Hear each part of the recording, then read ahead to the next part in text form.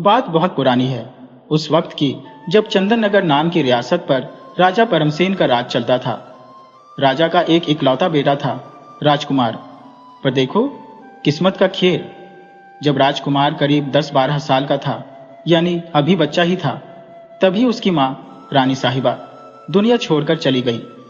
अब राजा तो अपनी रानी से जान से भी ज्यादा प्यार करते थे, इसीलिए उनका मन बिल्कुल नहीं था कि वह दूसरी शादी करें। लेकिन जब उन्हें यह एहसास हुआ कि रानी के न रहने से इस छोटे राजकुमार की देखभाल करने वाला कोई अपना बचा ही नहीं है, तो उन्होंने मजबूरी में आकर दूसरा ब्याह कर लिया। ये जो नई रानी आई, राजकुमार की सौतेली माँ बनी, वो राजा के लिए तो एकदम देवता जैसी साबित हुई, यानी बहुत अच्छी। पर बेचारे राजकुमार के लिए वो अच्छी माँ नहीं बन सकी, वो तो बस नाम की माँ थी। राजा को कभी कानों कान खबर भी नहीं हुई कि उनकी दूसरी पत्नी राजकुमार के साथ बुरा बर्ताव करती है। पता है क्यों? क्योंकि राजकुमार का स्वभाव एकदम साफ पानी जैसा था। वो बहुत नेक और शांत था। वह अपने पिता को जरा सा भी दुख नहीं देना चाहता था, जैसे कोई कोमल फूल अपनी खुशबू छुपाता है। इसीलिए उसने कभी भी अपने पिताजी से सौतेली माँ के अत्याचार के बारे में एक शब्द भी नहीं कहा। राजा के सामने तो सौतेली माँ उससे इतना प्यार दिखाती थी जैसे कि वो उसकी सगी माँ हो, पर जैसे ही राजा किसी काम से दूसरे शहर जाते, बस फिर तो वो कहर ढा देती थी। राजकुमार को ठीक से खाना नहीं मिलता था और बात बात पर उसे कड़वी कड़वी बातें सुनने को मिलती थी, जैसे कोई जहर का घूंट पिला रहा हो। इतनी तकलीफें झेलने के बाद भी राजकुमार का मन एकदम शांत और स्थिर रहा। उसने अपने पिता से कोई शिकायत नहीं की। ऐसे ही करते करते दिन बीतते चले गए। एक दिन सौतेली माँ के मन में एक शैतानी ख्याल आया। वह सोचने लगी कि राजा के बाद तो राजगद्दी का असली हकदार यही राजकुमार बनेगा। अरे, अगर मेरी अपनी संतान भी हो गई तब भी यह तो बड़ा बेटा है, राजा तो यही बनेगा। बस इसी चिंता की आग में वह रात दिन जलने लगी।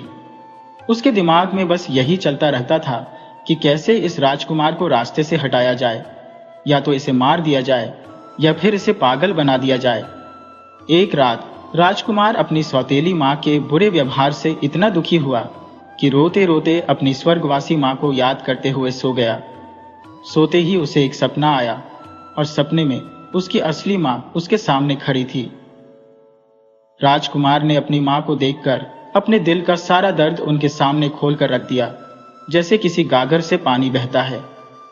उसकी माँ ने उसे प्यार से दिलासा दिया और उससे एक वचन लिया कि वह अपनी सौतेली माँ से कभी भी बदतमीजी नहीं करेगा, चाहे वो कुछ भी करे।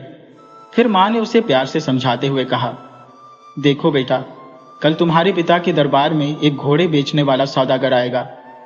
उसके पास कई बेहतरीन नस्ल के घोड़े होंगे और हाँ, उसके साथ एक सफेद घोड़े का बच्चा भी होगा। तुम बस उसी बच्चे को खरीदने की जिद करना। उन्होंने आगे कहा, हो सकता है तुम्हारे पिता तुम्हें कोई और बड़ा या अच्छा घोड़ा लेने को कहे, पर तुम अड़े रहना कि तुम्हें तो बस वही घोड़े का बच्चा चाहिए। तुम्हारे पिता तुम्हारी बात टाल नहीं पाएंगे।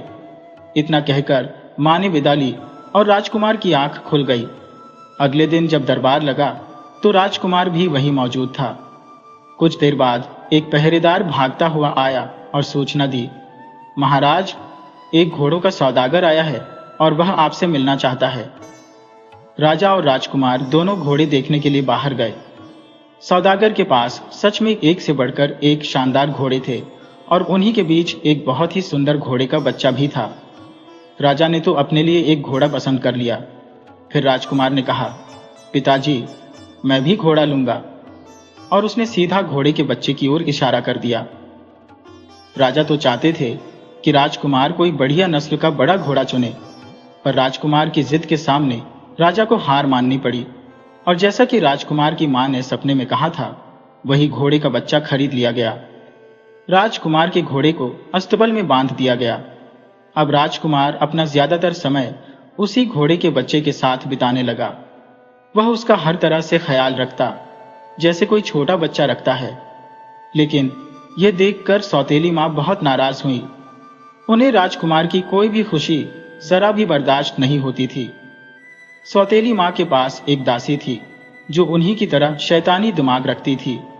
एक दिन रानी ने उस दासी को अपने विश्वास में लिया और राजकुमार को हमेशा के लिए रास्ते से हटाने का एक खतरनाक प्लान बना लिया। रानी ने दासी से कहा कि कोई ऐसा तरीका ढूंढो जिससे राजकुमार का काम तमाम भी हो जाए और किसी को मुझ पर शक भी ना हो। दासी ने रानी को सलाह दी कि राजकुमार को जहर दे दिया जाए। दासी ने कहा, महारानी, राजकुमार की एक आदत है, वह दोपहर का खाना खाने के बाद बादाम का शरबत जरूर पीता है। मेरे पास एक खास तरह का जहर है जिसे पीने वाला तुरंत नहीं मरता, बल्कि कई दिनों तक बीमार रहकर धीरे धीरे मर जाता है। इससे किसी को शक भी नहीं होगा और राजकुमार कुछ महीनों के बाद मर जाएगा। यह सब बताने के बाद दासी ने इस बात को राज रखने के लिए रानी से भारी भरकम इनाम भी वसूल लिया। अगले दिन राजकुमार हमेशा की तरह अपने घोड़े के बच्चे के पास गया तो उसे आंसू बहाते देखकर वह परेशान हो गया। राजकुमार ने घोड़े से रोने का कारण पूछा तो उसने घोड़े को इंसानों की तरह बोलते हुए देखा। राजकुमार पहले तो डर गया। राजकुमार को परेशान देखकर घोड़े के बच्चे ने कहा, राजकुमार, आप डरो मत, मैं आपकी सुरक्षा के लिए भेजा गया हूं। अब राजकुमार को अपनी सपने वाली बात याद आई और उसका डर खत्म हो गया। राजकुमार घोड़े से बोला, तुम मुझे यह बताओ कि तुम रो क्यों रहे थे? घोड़े ने कहा, यह जो तुम्हारी सौतेली माँ है ना, आज उसने तुम्हें मारने का पूरा प्लान बना लिया है। उसने एक दासी के साथ मिलकर तुम्हें शरबत में जहर मिलाकर पिलाने की साजिश की है। तुम्हें वह शरबत किसी भी हालत में नहीं पीना है। बस यही सोचकर मुझे रोना आ रहा था कि मां होते हुए भी वह तुमसे इतनी नफरत क्यों करती है। पर तुम अगर यह सच्चाई राजा को भी बताओगे तो वह तुम्हारा विश्वास नहीं करेंगे। फिलहाल तो तुम्हें सही वक्त, परिस्थितियों के अच्छा होने का इंतजार करना होगा। राजकुमार को घोड़े की सारी बातें समझ में आ गईं। जब वह दोपहर का खाना खाने के लिए महल में गया तो सौतेली मां ने उसके सामने तरह तरह के स्वादिष्ट पकवान परोस दिए और उसके साथ प्यार भरी बातें करने लगी। खाना खाने के बाद राजकुमार की आदत थी कि वह बादाम का शरबत जरूर पीता था। सौतेली मां ने उसके लिए शरबत परोसा तो राजकुमार ने उसे पीने से मना कर दिया। उसने कहा कि आज उसका मन नहीं है और वह अपने कमरे की ओर चल दिया। सौतेली मां इस बात से हैरान थी। उन्होंने अपनी खास दासी को बुलाया और उसे सारी बात बताई। दासी बोली, महारानी जी, कल हम ऐसा करेंगे कि खाने की सब्जी में जहर मिला देंगे, फिर देखेंगे वह कैसे बचता है। उसकी बात सुनकर रानी की आंखें चमक उठी। अगले दिन जब दोपहर के खाने का समय हुआ तो राजकुमार हमेशा की तरह पहले अपने घोड़े के पास गया। आज भी उसे रोते हुए देखा तो उसने कारण पूछा। घोड़े ने उसे बताया, आज तुम्हारी सौतेली मां ने खाने की सब्जी में जहर मिला दिया है। तुम बाकी किसी भी चीज को खा लेना, मगर सब्जी को हाथ मत लगाना। जब घोड़ा राजकुमार से बातें कर रहा था तभी उधर वह दासी दूर खड़ी हुई यह सारा तमाशा देख रही थी। दूर होने की वजह से उसे कोई बात तो सुनाई नहीं दे रही थी, लेकिन उसने राजकुमार को सिर हिलाते हुए और घोड़े को कुछ बोलते हुए जरूर देख लिया। वह बहुत ही हैरान थी। इधर जब राजकुमार खाने की मेज पर पहुंचा, उसकी सौतेली मां ने खाने की थाली उसके सामने रखी और कहा, देखो बेटा, आज मैंने तुम्हारी पसंद की सब्जी अपने हाथों से तैयार की है। यह बहुत ही स्वादिष्ट है, जरा खाकर तो देखो। राजकुमार ने थाली में रखे हुए सभी व्यंजन खाए, लेकिन सब्जी को उसने हाथ तक नहीं लगाया। उसने बड़े विनम्र स्वर में बोला, खाना बहुत ही अच्छा था मां, पहली बार इतना अच्छा खाने को मिला है। सौतेली मां ने चाहा कि वह सब्जी का एक निवाला तो खा ही ले। उन्होंने काफी कोशिश की, लेकिन इसके बावजूद भी राजकुमार सब्जी खाने को राजी नहीं हुआ। रानी ने एक बार फिर से दासी को बुलाया और सारा मामला बताया। दासी ने कहा, मुझे शक है कि वह जो घोड़ा है वह कोई आम घोड़ा नहीं है। मुझे लगता है कि वह इंसानों की तरह बातें करता है। मैं दूर थी इसलिए उनकी बातों को सुन नहीं सकी, लेकिन मैंने अंदाजा लगाया कि वह घोड़ा और राजकुमार जिस तरह से कुछ बातें कर रहे थे वह अवश्य ही रहस्यमयी है। यह सुनकर रानी हैरान हुई कि एक घोड़ा भी इंसानों की तरह बातें कर सकता है।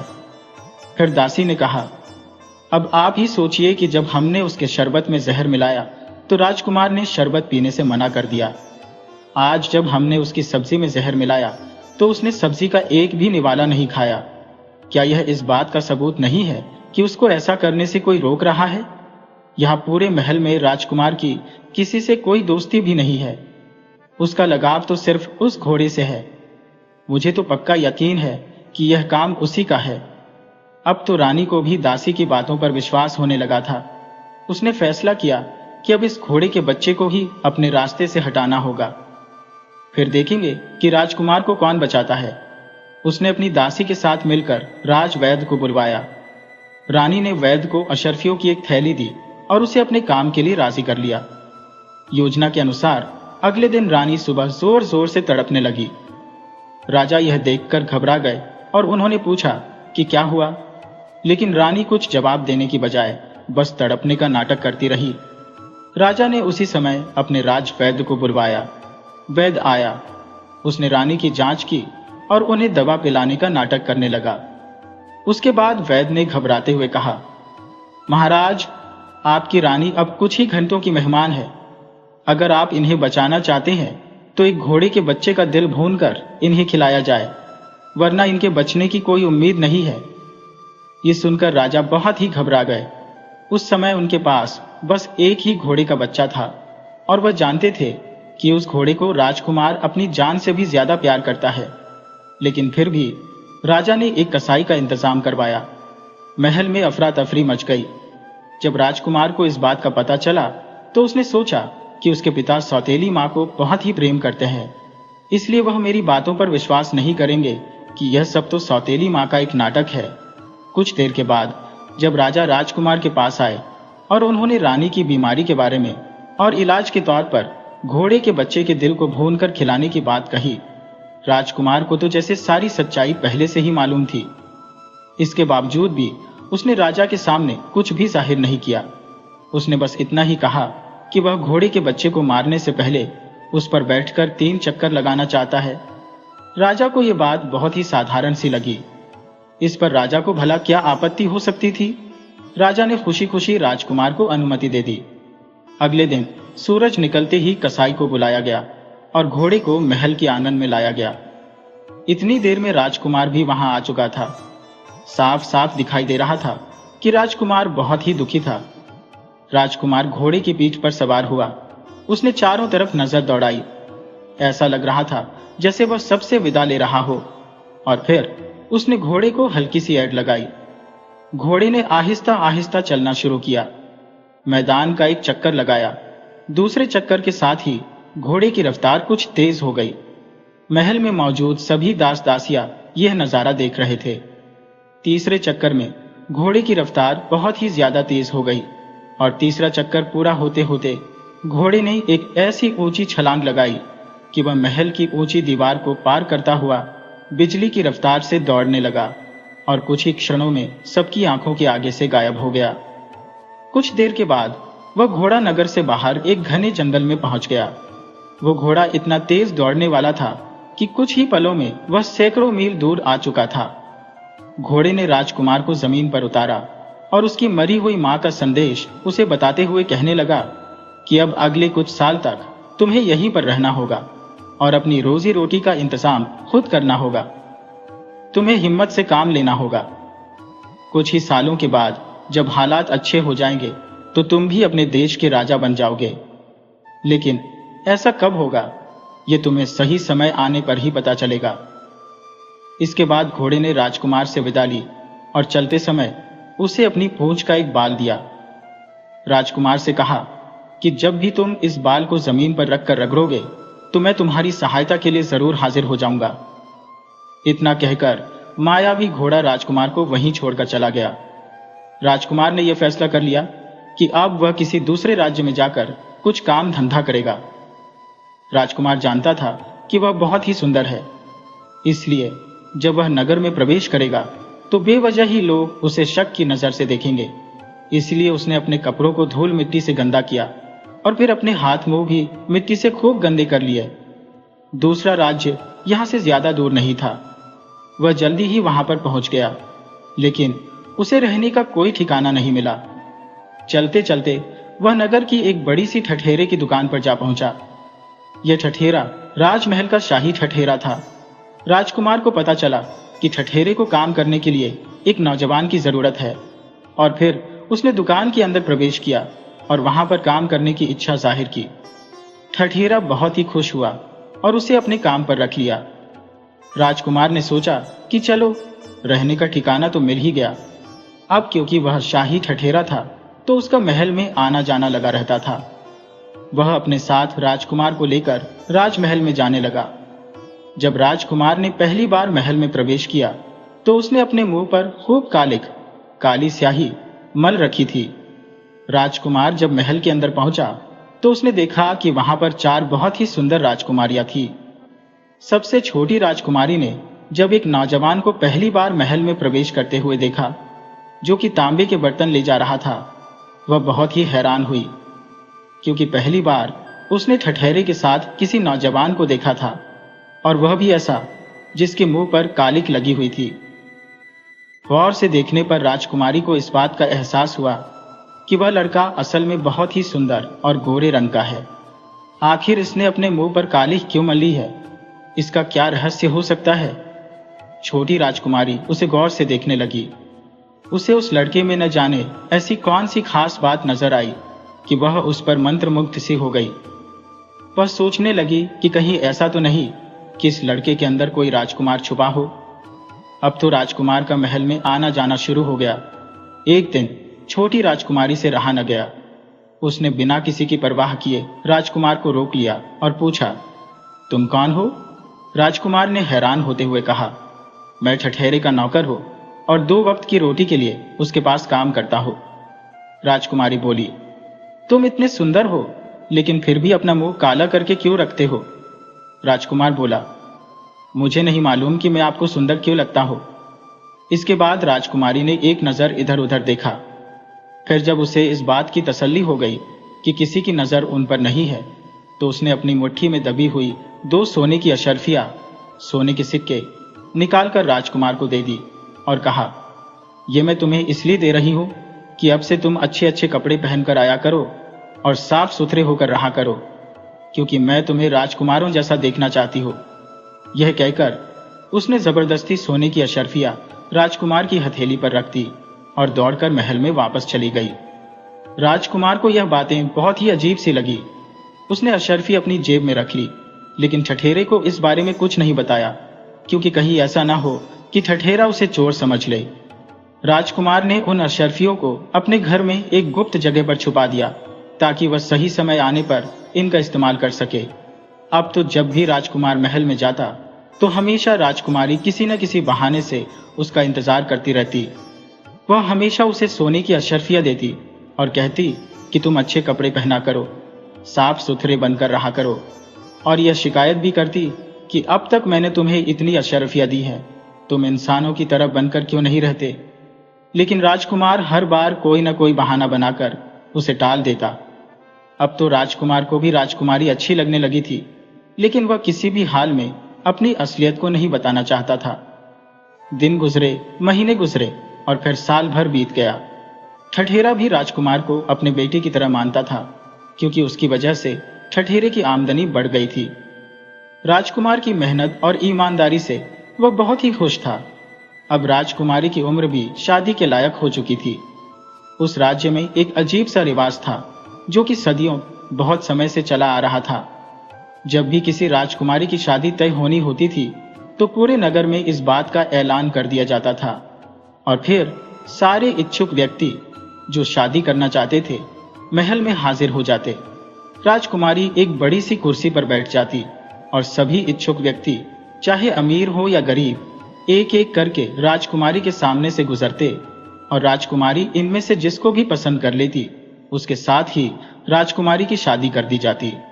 सबसे पहले बड़ी राजकुमारी ने अपने लिए एक बहुत ही धनी अमीर व्यक्ति के लड़के को चुना। कुछ समय के बाद उसकी शादी बड़ी धूमधाम से कर दी गई। इसी तरह से बाकी 2 बहनों की भी शादियां मंत्रियों और बड़े बड़े सेठों के लड़कों से हो गईं। इन सभी कामों में 2 साल का समय बीत चुका था। अब सबसे छोटी बेटी की बारी थी। जब उसके लिए इच्छुक उम्मीदवारों की भीड़ लगी तो उसमें राजकुमार भी शामिल था। वह कतार में सबसे पीछे खड़ा था।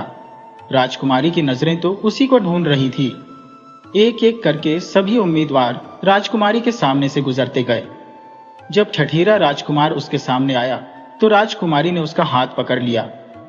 जब राजा ने यह देखा तो वह स्तब्ध हक्का बक्का रह गया। उसने तुरंत यह ऐलान किया कि शायद उसकी बेटी से कोई गलती हो गई है, इसलिए सभी लोगों को कल दोबारा से हाजिर होना होगा। बेचारी राजकुमारी नहीं करती रह गई, लेकिन राजा के आदेश को कैसे टाला जा सकता था। ऐलान होने के बाद सभी लोग अपने घरों को वापस लौट गए। अगले दिन फिर से जब सभी लोग कतार में लगे तो एक एक करके राजकुमारी के सामने से गुजरने लगे। राजकुमारी ने एक बार फिर से ठठेरे राजकुमार का हाथ पकड़ा। राजा और रानी सभी हैरान थे कि आखिर राजकुमारी को यह गरीब ठठेरा ही पसंद क्यों आ रहा है। ऐसा तो आज तक कभी नहीं हुआ था। एक बार फिर से राजा ने कुछ बात बनाकर राजकुमारी के इस फैसले को नादानी का नाम देकर अगले दिन पर टाल दिया। अगले दिन जब फिर वही घटना हुई तो राजा राजकुमारी और ठठेरे राजकुमार को एक अकेले कमरे में ले गया और राजकुमारी से बोला, क्या तुम जानती हो कि यह कौन है? यह एक ठठेरे का नौकर है। क्या तुम होश में भी हो? तुम्हें पता है तुम इसे अपना पति बनाना चाहती हो? राजकुमारी ने इस बात पर सिर हिला दिया तो राजा ने एक बार फिर से कहा, याद रखो, मैं न तो तुम्हें और न ही इस गरीब ठठेरे को अपने महल में रखूंगा और सारी संपत्ति से तुम्हें बेदखल बाहर भी कर दूंगा। तुम दोनों को जंगल में छोड़ दिया जाएगा। मुझे इस बात की कोई परवाह नहीं होगी कि तुम जिंदा हो या फिर कोई जंगली जानवर तुम दोनों को खा गया। क्या तुम इस शर्त पर भी इस ठठेरे को अपना पति बनाना चाहती हो? राजकुमारी का जवाब एक बार फिर से हाँ में था। इस पर राजा, रानी और पूरे महल को बहुत ही हैरानी हुई कि आखिर राजकुमारी को इस गरीब ठठेरे में ऐसी कौन सी बात नजर आ गई। राजा ने बड़े ही सादे तरीके से उनकी शादी करवाई और अगले दिन दोनों को घने जंगल में जाकर छोड़ दिया गया। राजकुमार ने अपनी सच्चाई अभी तक किसी को नहीं बताई थी। राजा के सिपाही उन दोनों को जंगल में छोड़कर महल वापस लौट गए। अब तो राजकुमारी का डर के मारे बुरा हाल था, लेकिन जब उसने देखा कि राजकुमार तो यहाँ पर भी बहुत ही खुश है, उसे पहली बार लगा जैसे ये सचमुच कोई राजकुमार है। अब तो राजकुमारी के दिल का डर भी जाता रहा। राजकुमारी ने पूछा, अब क्या होगा? हम यहाँ पर कैसे रहेंगे?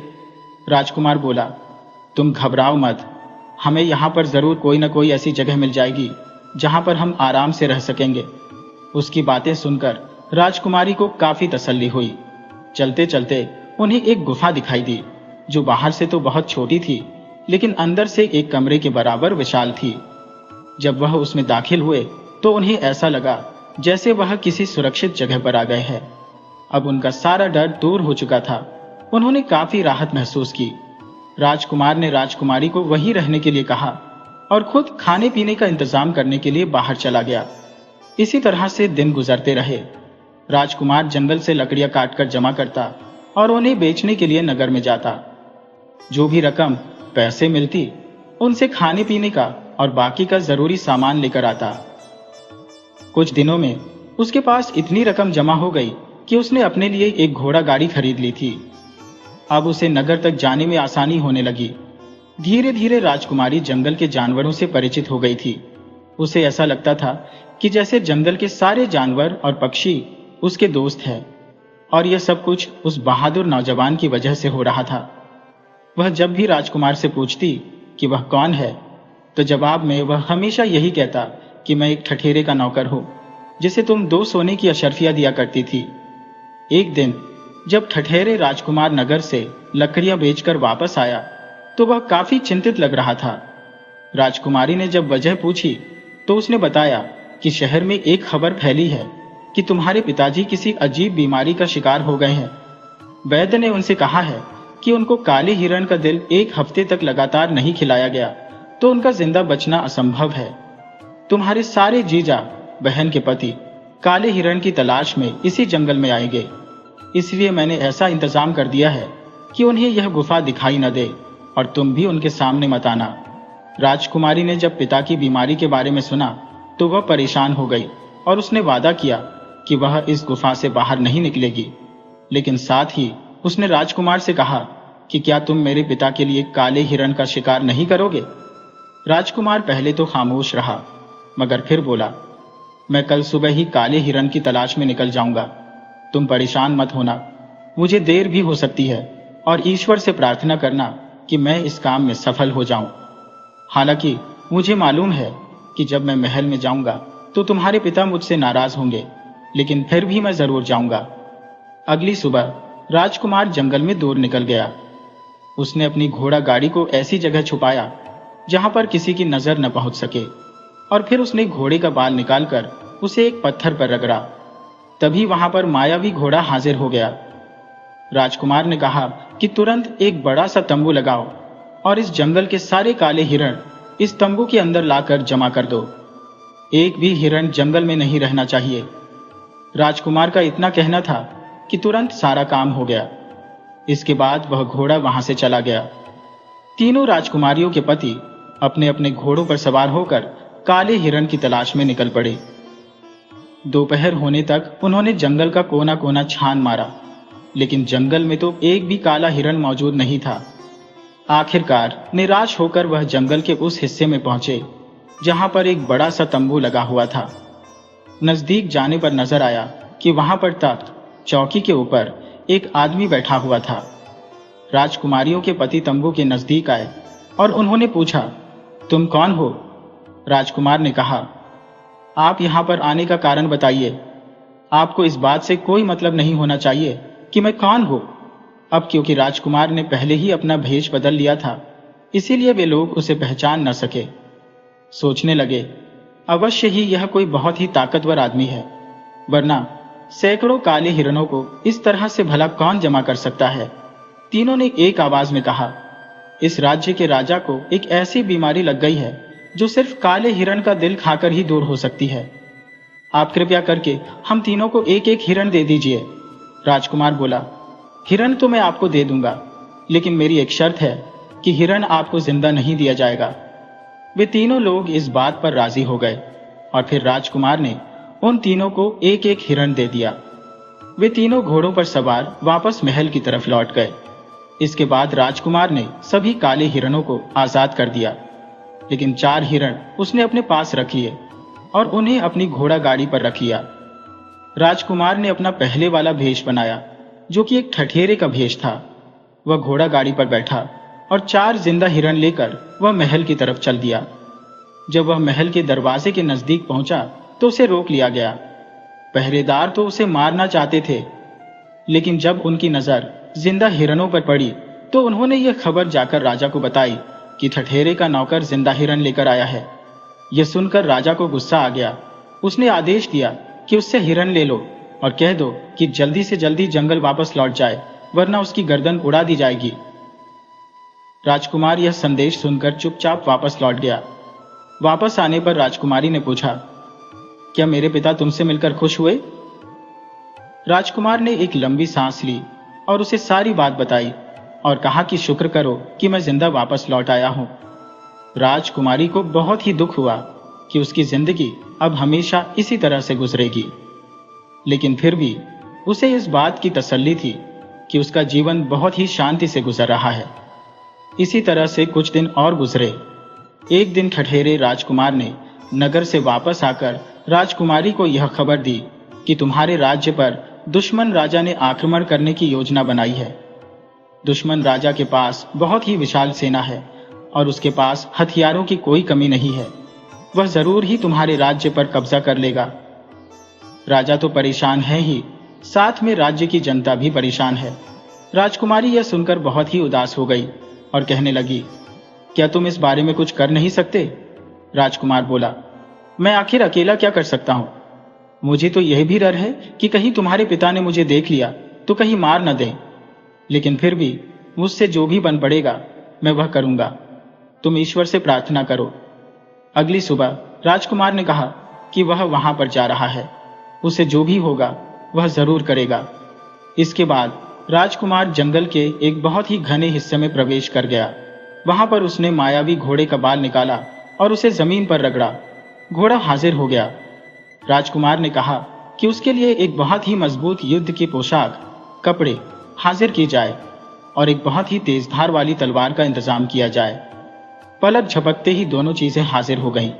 राजकुमार ने योद्धाओं वाली पोशाक पहनी, तलवार हाथ में ली और घोड़े पर सवार हो गया।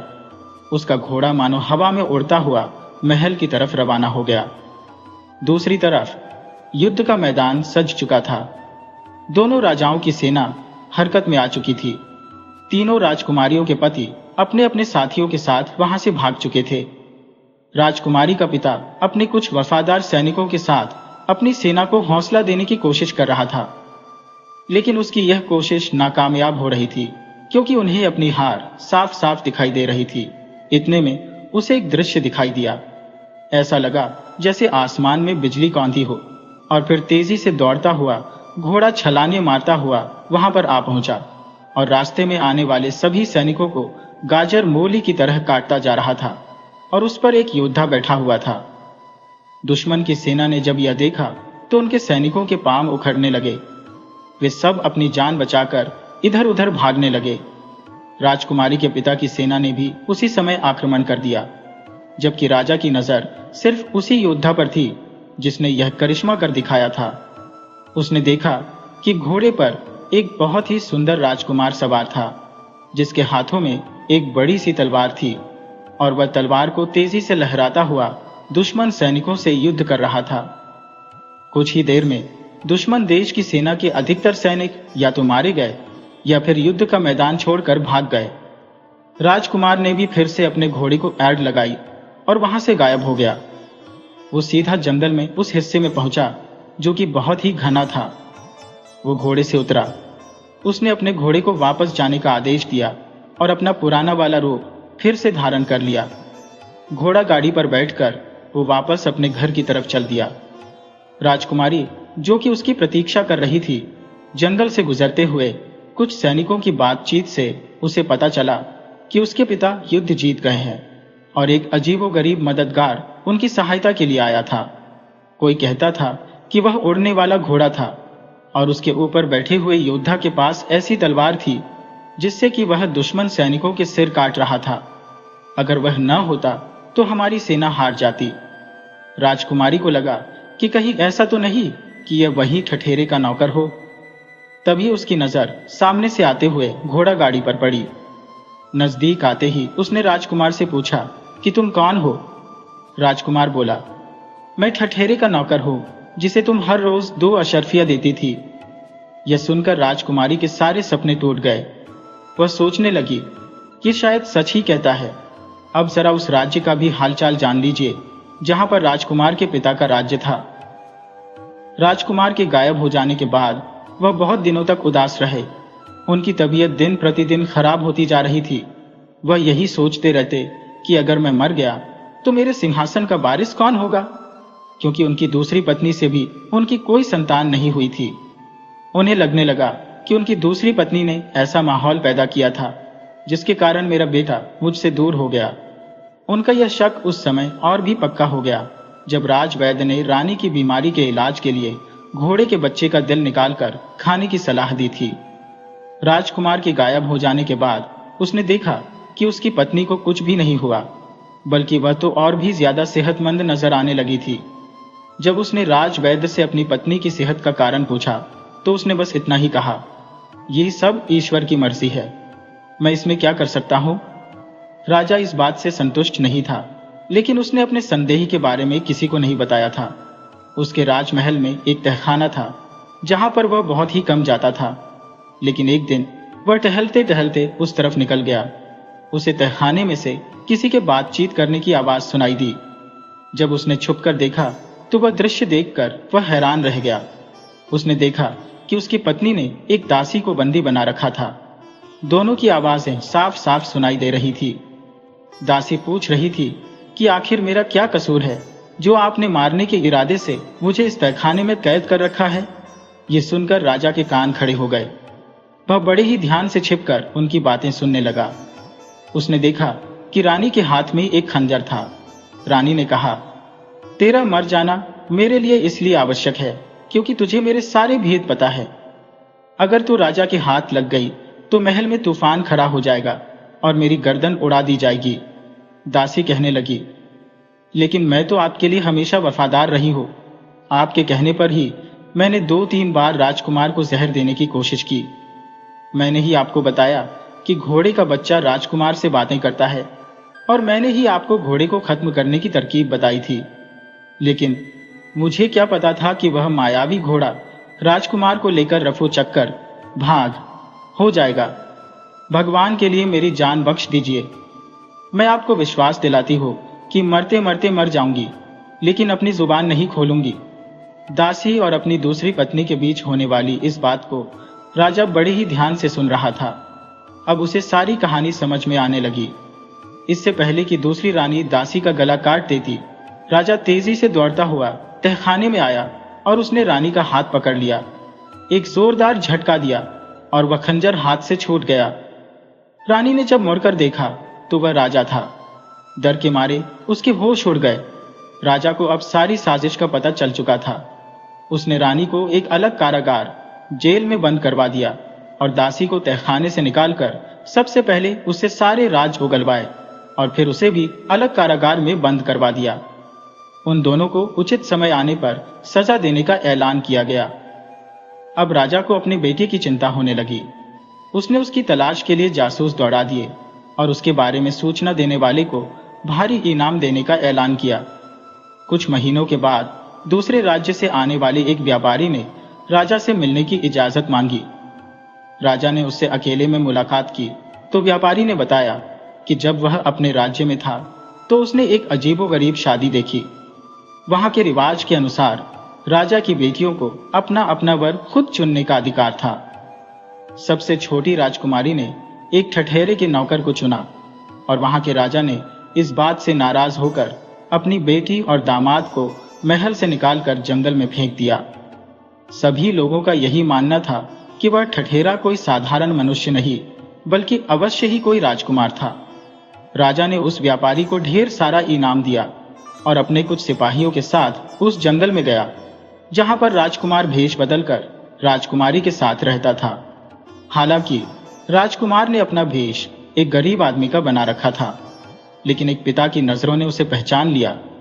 अपने पिता को सामने देखा तो वह भी उनसे लिपट कर रोने लगा और फिर उसने राजकुमारी को सारी सच्चाई बताई कि यही उसके पिता है और वह उस राज्य का राजकुमार है।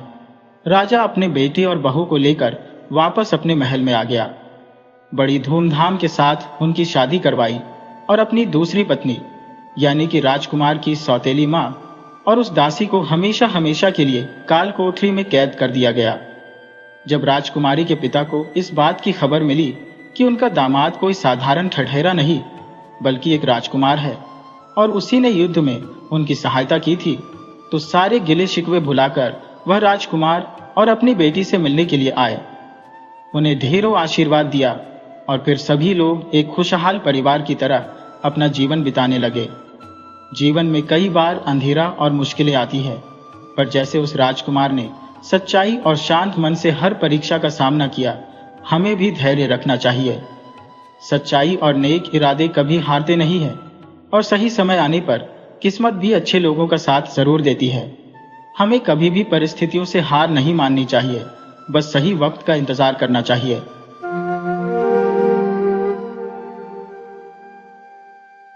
मास्टर किशनलाल अपने आंगन में बैठे हुए थे। तभी उनका नौकर दीनू वहां पहुंचा। मास्टर जी ने उसे देखते ही पूछा, अरे दीनू, आज ये किसे अपने साथ लाए हो? दीनू ने सिर झुकाते हुए कहा, मालिक, ये मेरा बेटा श्रीधर है। मेरी पत्नी अब इस दुनिया में नहीं रही। उसे अकेला छोड़ने की हिम्मत नहीं हुई और गांव में ऐसा कोई भरोसेमंद रिश्तेदार भी नहीं है जिसे इस बच्चे को सौंप सकूं। मेरा एक छोटा भाई है, पर उसके घर में उसकी पत्नी का हुक्म चलता है।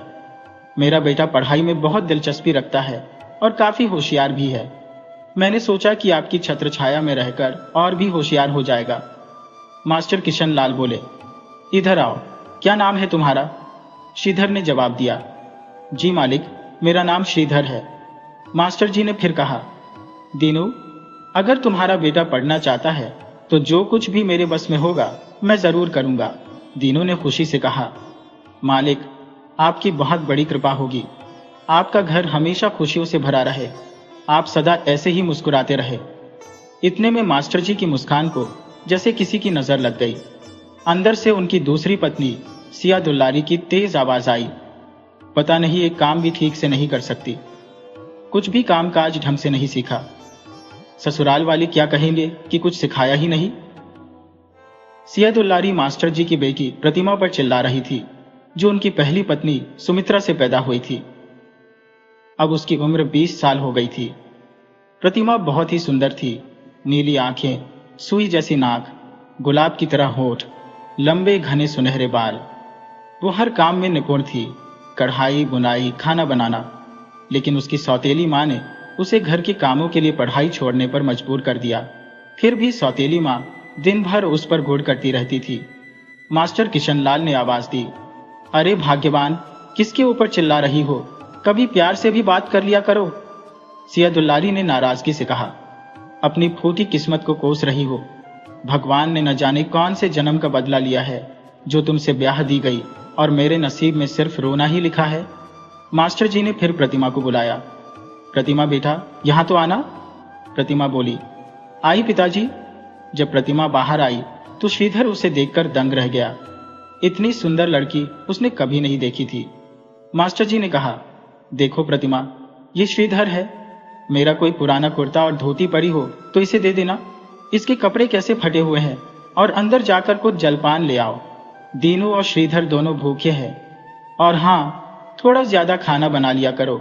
अब श्रीधर भी यहीं रहेगा। प्रतिमा ने आज्ञा मानते हुए सिर हिलाया और अंदर चली गई। थोड़ी देर बाद वह पूरी, कचौड़ी और सब्जी लेकर बाहर आई और बोली, लीजिए दीनू काका, दोनों बाप बेटे सुबह से भूखे होंगे। दोनों ने मिलकर खाना खाया और दीनू बोला, अब हम अपनी झोपड़ी में चलते हैं। मैं गाय को देखता हूँ, उसे दाना पानी देकर गोबर साफ करता हूँ। इतना कहकर दीनू और श्रीधर चले गए। रामपुर एक छोटा सा कस्बा था जहां मास्टर किशनलाल रहते थे। कस्बा भले ही छोटा था, पर स्कूल और कॉलेज की सुविधाएं थी। मास्टर जी का पूरा नाम किशनलाल उपाध्याय था। सरकारी स्कूल में नौकरी लगने के बाद सब लोग सम्मान से उन्हें मास्टर जी कहने लगे थे। उन्हें रुपयों पैसों की कमी नहीं थी, बस उन्हें बच्चों को पढ़ाने का शौक था। गांव उनके कस्बे से ज्यादा दूर नहीं था, लेकिन माता पिता के जाने के बाद गांव में कोई सगा नाता रिश्ता नहीं बचा। इसलिए उन्होंने गांव छोड़कर कस्बे में आकर घर बसा लिया था। गांव की जमीन उन्होंने भाटिया पर दे दी, जिससे गेहूं गल्ला गांव से आ जाता था और साल भर का गुजारा चल जाता था। मास्टर जी बहुत हंसमुख और मिलनसार व्यक्ति थे। गरीब बच्चों को मुफ्त में पढ़ाते थे और दान पुण्य भी करते थे। उनकी पहली पत्नी सुमित्रा से एक बेटी प्रतिमा थी और दूसरी पत्नी सियादुल्लारी से एक बेटा आलोक। गांव की कुछ जमीन बेचकर उन्होंने रामपुर के कस्बे से थोड़ी दूर एकांत में जमीन लेकर घर बना लिया था। घर बहुत खुला और हवादार बनाया था, जैसा वे चाहते थे। दरवाजे के ऊपर हरी हरी बेल, घर के पीछे आम का पेड़ और बगल में फूलों की फुलवारी लगा रखी थी। जलपान करके श्रीधर और दीनू अपने कमरे में पहुंचे, आराम किया। शाम हुई तो दोनों बाहर निकले। दीनू बोला, जा अंदर से चारपाई लिया और बैठ जा। मैं जानवरों को देखकर आता हूँ, दाना पानी देकर गोबर उठाकर आता हूँ। लेकिन श्रीधर ने कहा, बाबा आप बैठिए, मुझे बताइए क्या करना है, मैं कर दूंगा। दीनू बोला, नहीं बेटा, तू बैठ, मैं कर लूंगा। श्रीधर ने कहा, बाबा अब मैं बड़ा हो गया हूँ, अब मैं आपका हाथ पटा सकता हूँ, बताइए क्या करना है। दीनू ने कहा, तो तू ही कर ले। और श्रीधर गौशाला में चला गया। शाम को कुछ पकौड़े और चाय लेकर प्रतिमा आई और बोली, काका लो चाय पी लो और अपने बेटी को भी बुला लो। दीनू बोला, वो जानवरों को दाना पानी दे रहा है, कहता है कि अब मैं बड़ा हो गया हूँ। प्रतिमा उसे चाय देने आई तो श्रीधर ने कहा, अरे तुम अंदर से ही आवाज दे देती, मैं खुद आ जाता। प्रतिमा ने कुछ नहीं कहा और चाय देकर वापस चली गई। श्रीधर गौशाला से बाहर आया और दीनू बोला, हाथ धोकर पकौड़ियाँ खा ले। श्रीधर ने हाथ धोए और पकौड़ियाँ खाने लगा। बोला, बाबा पकौड़ियाँ तो बहुत अच्छी बनी है। दीनू ने कहा, बेटा प्रतिमा बिटिया ने बनाई है, साक्षात अन्नपूर्णा का वास है उसके हाथों में। सुबह का खाना भी तो उसी ने बनाया था जो तूने खाया। बेचारी बिन माँ की बच्ची है, सौतेली माँ उससे सारा काम करवाती है और ऊपर से उस पर चिल्लाती भी है। बहुत अच्छी बच्ची है, भगवान करे उसे अच्छा वर मिले। थोड़ी देर में प्रतिमा अपने पिताजी का पुराना धोती कुर्ता लेकर आई और बोली, ये इधर क्या नाम है तुम्हारा? श्रीधर ने जवाब दिया, जी मेरा नाम श्रीधर है। प्रतिमा ने कहा, लो पहन लेना, अगर छोटा बड़ा हो तो बता देना, मरम्मत कर दूंगी। शाम ढल चुकी थी। प्रतिमा खाना बनाकर ले आई थी और बोली, काका ये लो खाना और संकोच मत करना, खाना कम पड़े तो बता देना। दीनू बोला, ठीक है बेटी, जीती रहो। और फिर रात हो गई। रात का खाना खाकर मास्टर किशनलाल जी आंगन में टहल रहे थे। उन्होंने देखा कि श्रीधर ने बाहर चारपाई पर लालटेन रखकर पढ़ाई शुरू कर दी थी। मास्टर जी को अंदेशा हुआ कि श्रीधर की एक ही चारपाई है तो दीनू जमीन पर लेटा होगा। इस ख्याल से उन्होंने श्रीधर को आवाज दी। श्रीधर नजदीक आया तो मास्टर जी बोले, तुम आज से बरामदे में पढ़ा करो, वहां बिजली का बल्ब लगा हुआ है और तख्त भी पड़ा है। लालटेन की कमजोर रोशनी में आंखें फोड़ने की जरूरत नहीं है, एक मच्छरदानी भी दे देंगे, आराम से यही रहना। श्रीधर ने सहमति में सिर हिलाया और चला गया। दूसरे दिन जब सिया दुलारी को यह बात पता चली तो वह मास्टर जी से बोली, करते रहो भलाई, हमने क्या धर्मशाला खोल रखी है, सबके लिए दरवाजे खोल दिए, तुम तो राजा हरीशचंद्र बन जाओ। मैं तो तुम्हारे इन कर्मों से तंग आ चुकी हूं। मास्टर जी मुस्कुराते हुए बोले, अरे भाग्यवान, बांटने से कभी कुछ घटता नहीं है, गरीबों की दुआएं मिलती है। किसान लालजी ने भी सिर हिलाकर सहमति जताई। इस पर सिया दुलारी बोली, कभी तो खुश हो जाया करो तुम हमेशा खुश नहीं होते। सुबह का समय था। प्रतिमा नाश्ता लेकर आई और बोली, काका नाश्ता कर लो, आज चने की दाल की पूरी और लौकी का रायता है, साथ में लहसुन की चटनी भी है। दिनू बोला, हाँ बिटिया, थोड़ा कम पड़ गया था रात का खाना, लेकिन काम चल गया था। प्रतिमा ने श्रीधर की ओर देखा और बोली, सुनो। श्रीधर ने नहीं सुना तो प्रतिमा ने आवाज दी, अरे क्या तुम बहरे हो, सुनाई नहीं देता?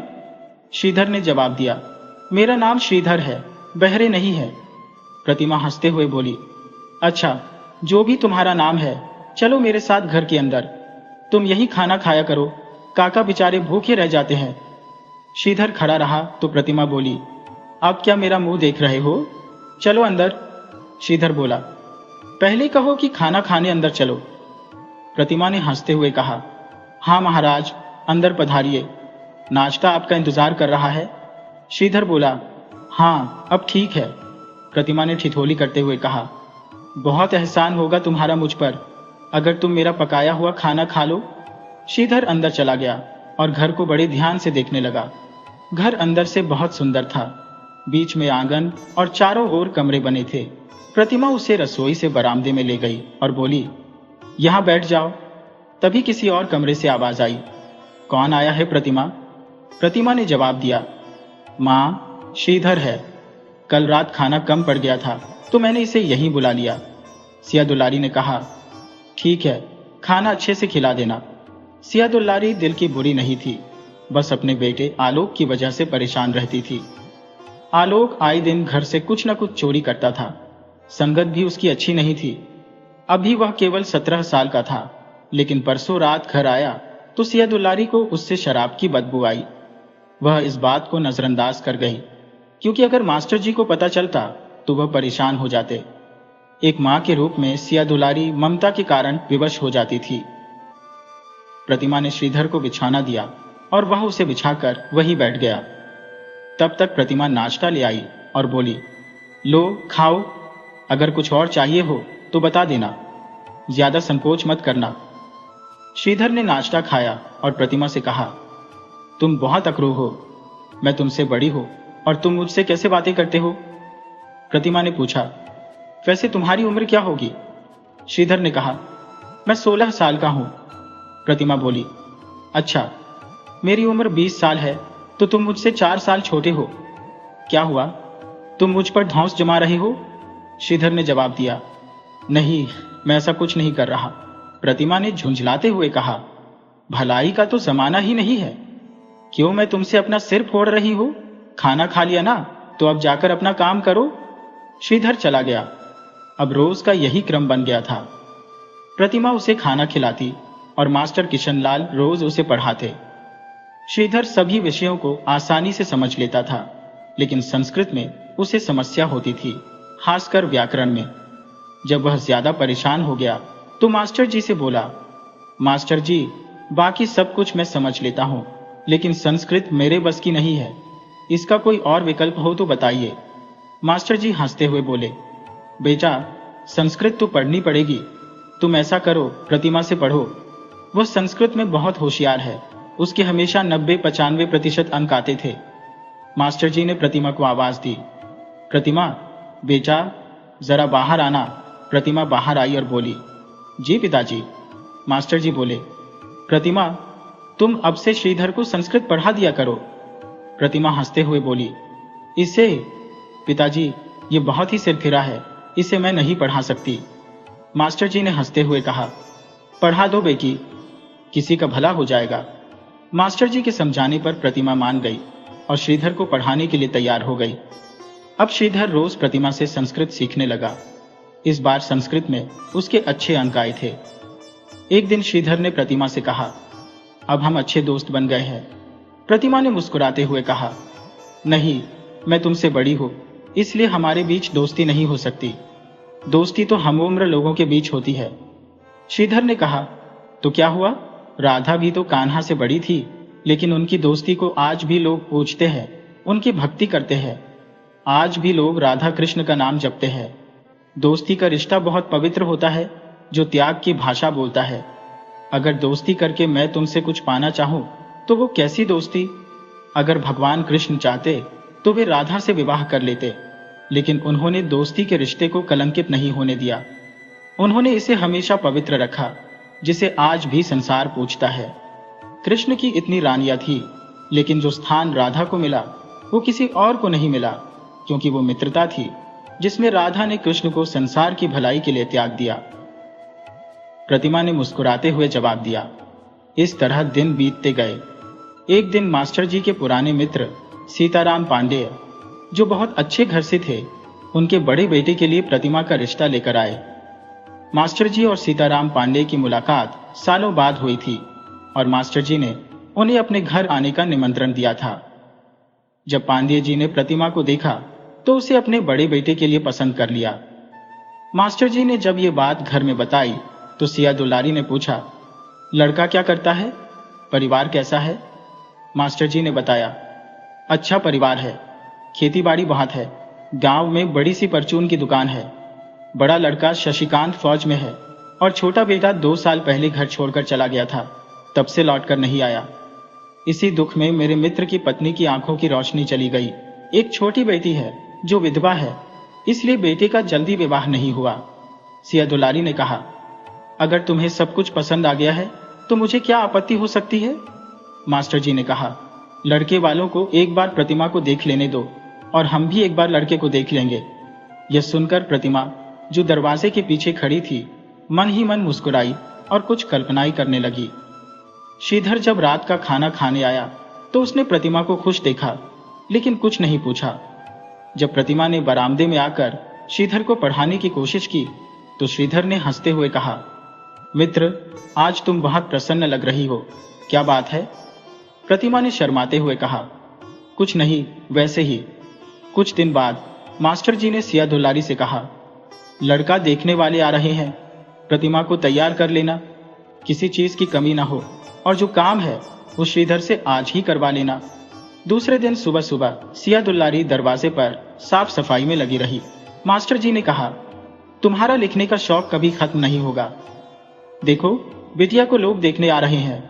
प्रतिमा ने मां के बताए हुए सारे काम पूरे किए। जब नाश्ता तैयार हो गया तो वह श्रीधर को बुलाने गई और बोली, चलो नाश्ता कर लो।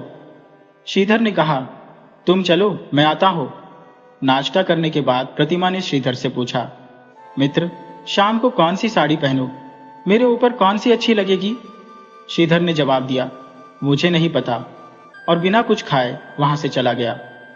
श्रीधर का ऐसा बर्ताव प्रतिमा के दिल को चुभ गया और उसकी आंखों से 2 बूंद आंसू टपक पड़े। इस बीच लड़के वालों का आना हुआ और उनके आने से शादी की सारी बात पक्की हो गई। लेकिन अब प्रतिमा और श्रीधर के बीच बातचीत एकदम बंद हो गई थी। श्रीधर खाना खाने आता, लेकिन बिना कुछ बोले चुपचाप खाकर चला जाता। अब प्रतिमा ने उसे पढ़ाना भी बंद कर दिया था। शादी का दिन नजदीक आ रहा था और तैयारियां भी पूरे जोर शोर से चल रही थी। दहेज का सामान भी इकट्ठा होने लगा था।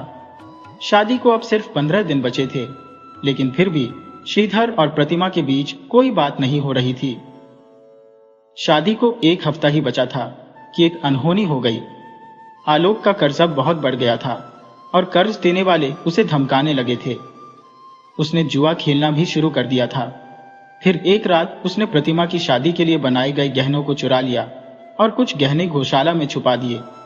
इसके बाद वह रातों रात भाग गया और सुबह होते ही वापस घर आ गया। जब घर वाले सुबह उठे तो गहनों की चोरी का पता चला और पुलिस को बुलाया गया। आलोक ने अपनी जान बचाने के लिए झूठ बोलते हुए कहा कि जब वह रात में घर लौटा था तो उसने श्रीधर को गौशाला में कुछ करते हुए देखा था। पुलिस ने गौशाला की तलाशी ली और गहने मिल गए, जिससे सारा आरोप श्रीधर पर लग गया। जब श्रीधर के हाथों में हथकड़ी लगी तो दीनू ने बस इतना ही कहा, मुझे तुमसे ये उम्मीद नहीं थी। ये सुनकर दीनू को दिल का दौरा पड़ गया। श्रीधर बहुत रोया और हथकड़ियों में जकड़ा हुआ ही अपने बाबा का अंतिम संस्कार किया। मास्टर जी को पूरा विश्वास था कि श्रीधर ऐसा नीच काम नहीं कर सकता। उन्हें अपने बेटे आलोक पर शक हो रहा था और सिया दुलारी भी समझ तो रही थी, लेकिन खुलकर कुछ नहीं कह पा रही थी। शायद उनकी ममता आड़े आ रही थी। मास्टर जी ने पुलिस से कहा कि पूरी जांच फिर से करवाई जाए। जांच के बाद पता चला कि असली दोषी आलोक ही था। उसने गहनों को चुराकर कुछ कर्ज चुकाने में खर्च कर दिए थे और बाकी गहनों को गौशाला में छुपा दिया था, यह सोचकर कि जरूरत पड़ने पर निकाल लूंगा। आलोक का दोष साबित हो गया और पुलिस ने उसे गिरफ्तार कर लिया। मास्टर किशनलाल आलोक के इस रवैये से बहुत दुखी हुए। उन्हें गहरा आघात लगा, क्योंकि आलोक ने अपनी जान बचाने के लिए एक निर्दोष को दोषी ठहरा दिया था। मास्टर जी फौरन पुलिस स्टेशन गए और आलोक के सामने आते ही आलोक बोला, पिताजी, आप यह ठीक नहीं कर रहे हैं। आप अपने बेटे से ज्यादा एक नौकर के बेटे को महत्व दे रहे हैं। लेकिन मास्टर जी ने उसकी एक नहीं सुनी। उन्होंने कहा, तूने मेरी इज्जत मिट्टी में मिला दी। समाज में बहन की शादी होने वाली है और तू उसके गहने चुरा कर ले आया। तुझे शर्म नहीं आई? नालायक, तूने हमारे खानदान का नाम डुबो दिया। इसके बाद मास्टर जी पुलिस स्टेशन से श्रीधर को छुड़ाकर घर ले आए। श्रीधर घर आकर मास्टर जी के पैरों पर सिर रखकर बहुत रोया और बोला, मास्टर जी, मैं दोषी नहीं था। मैंने कोई चोरी नहीं की। मैं ऐसा कभी सोच भी नहीं सकता। आप मेरे पिता समान हैं। आपने मुझे आश्रय दिया, रहने की जगह दी, खाना और कपड़े दिए। क्या मैं आपके साथ विश्वासघात कर सकता हूँ? मेरे बाबा भी मुझे दोषी समझकर इस दुनिया से चले गए। उनकी आत्मा को कितना कष्ट हुआ होगा। मैं अपने आप को कभी माफ नहीं कर पाऊंगा। श्रीधर लगातार रोए जा रहा था। तब मास्टर जी बोले, नहीं बेटा, मैं तुम्हें दोषी नहीं मानता और ना ही पहले माना था। इसलिए तो मैं तुम्हें छुड़ा कर लाया हूं। आलोक को उसके किए की सजा मिलनी चाहिए और पुलिस ने उसे दोषी साबित कर दिया है। अब उसकी उम्र 17 साल है, इसलिए उसे बाल सुधार गृह में रखा जाएगा। लेकिन श्रीधर बोला, मेरा मन बहुत दुखी है। मेरे जीवन में जो कलंक लग चुका है वह मुझे चैन से जीने नहीं देगा। मुझे इस कलंक को मिटाना ही होगा। मास्टर जी ने कहा, श्रीधर बेटा, ना समझी वाली बातें मत करो। जाकर स्नान करो, भोजन करो और थोड़ा आराम कर लो, तभी तुम्हारा मन शांत होगा। कल तुम्हें दीनों की अस्थियों का विसर्जन करने भी जाना है। श्रीधर ने स्नान किया और प्रतिमा ने उसे भोजन दिया, लेकिन उसने थोड़ा सा ही खाया और अपने कोठरी में चला गया। रात को उसने खाना नहीं खाया। सुबह होते ही वह मास्टर जी के पास गया और बोला, मास्टर जी, मैं पिताजी की अस्थियां हरिद्वार में विसर्जित करना चाहता हूं। अगर आपकी आज्ञा हो तो शायद उनकी आत्मा को शांति मिल सके। मास्टर जी ने कहा, हाँ बेटा, जरूर। अगर तुम्हें ऐसा करना ठीक लगता है तो यही उचित है। श्रीधर तैयार होकर आया। मास्टर जी और सिया दुलारी के पैर छूकर बोला, अब मैं चलता हूं, बुरा भला माफ कर देना। सिया दुलारी बोली, बेटा, मैं बहुत शर्मिंदा हूं। श्रीधर ने सिया दुलारी से कहा, मां जी, आप क्यों शर्मिंदा हो रही है? ये सब तो ऊपर वाले की मर्जी थी। शायद मेरी तकदीर में यही लिखा था। मास्टर जी ने अपनी कुर्ते की जेब से कुछ रुपये निकाले और श्रीधर की ओर बढ़ाते हुए बोले, बेटा, ये रख लो, सफर में काम आएंगे। सिया दुलारी बोली, बेटा, कुछ खाकर जाओ। पर श्रीधर ने जवाब दिया, मां जी, भूख नहीं है। यह सुनकर प्रतिमा दौड़कर अंदर गई और कुछ नाश्ता पैक करके लाई। उसने श्रीधर से कहा, ये ले लो, जब भूख लगे तब खा लेना और वापस आओगे ना? श्रीधर ने धीरे से कहा, पता नहीं। ये कहकर वह वहां से चला गया। प्रतिमा आंसुओं से भरी आंखों से उसे तब तक देखती रही जब तक वह आंखों से ओझल नहीं हो गया। कहते हैं जीवन में कुछ घटनाएं ऐसी होती हैं जो इंसान को अचानक समझदार और गंभीर बना देती है। श्रीधर और प्रतिमा के साथ भी कुछ ऐसा ही हुआ था। अब उन्हें एक दूसरे से कुछ कहने की जरूरत नहीं थी। वे एक दूसरे की आंखों में देखकर ही सब समझ जाते थे। दोनों ने पहले की तरह बहस भी नहीं की। आज प्रतिमा का विवाह था, लेकिन श्रीधर उस दिन के बाद लौट कर नहीं आया। प्रतिमा को उसकी बातों से ऐसा लगा कि वह शायद आखिरी बार श्रीधर को देख रही है। उसके दिल में उदासी छा गई। शाम को प्रतिमा दुल्हन के रूप में बेहद सुंदर लग रही थी। सिया दुलारी ने उसे देखा और अपनी आंखें बंद कर ली। फिर बोली, कहीं मेरी बेटी को मेरी ही नजर न लग जाए। उन्होंने फौरन गंगा जल लाकर काला टीका लगा दिया। फिर वे अंदर गईं और कुछ गहने लेकर आई। उन्होंने प्रतिमा से कहा, बेटी, मैंने कुछ बचत करके तेरे लिए ये गहने बनवाए थे। मुझे गलत मत समझना, लेकिन दुनिया बड़ी जालिम है, इसलिए मैंने तुझे घर के काम काज में भी पारंगत किया। मैं चाहती थी कि तेरी ससुराल में कोई ये न कहे कि सौतेली माँ थी तो कुछ नहीं सिखाया। भगवान ऐसी बेटी सबको दे। मैं तो ये प्रार्थना करती हूँ कि तू अगले जन्म में भी मेरी ही कोख से जन्म ले, तब मैं धन्य हो जाऊंगी। ये कहकर सिया दुलारी रोने लगी। उनके आंसू देखकर प्रतिमा भी मां से लिपटकर फूट फूट कर रो पड़ी। सिया दुलारी ने उसे गले लगाते हुए कहा, बेटी, तू कल तो हमारा घर सोना करके चली जाएगी। मैं कैसे रहूंगी तेरे बिना। घूंघट ओढ़े, लाल जोड़े में सजी दुल्हन, लाल चूड़ियों और सोने के कंगनों से भरी कलाइयां, मेहंदी रची हथेलियां, बिछिया और पायल के साथ महावर लगे सुंदर पैर लिए द्वार पर आई। दुल्हन के द्वार प्रवेश के लिए दूल्हे की बहन को तलाशा जा रहा था। तभी सीताराम पांडे ने अपनी नेत्रहीन पत्नी पार्वती से कहा, अजी सुनती हो, गोंजा कहाँ है? जल्दी से द्वार शिकाई की रस्म पूरी कर दे। बहू भी थक गई होगी, ताकि वह अंदर जाकर आराम कर सके।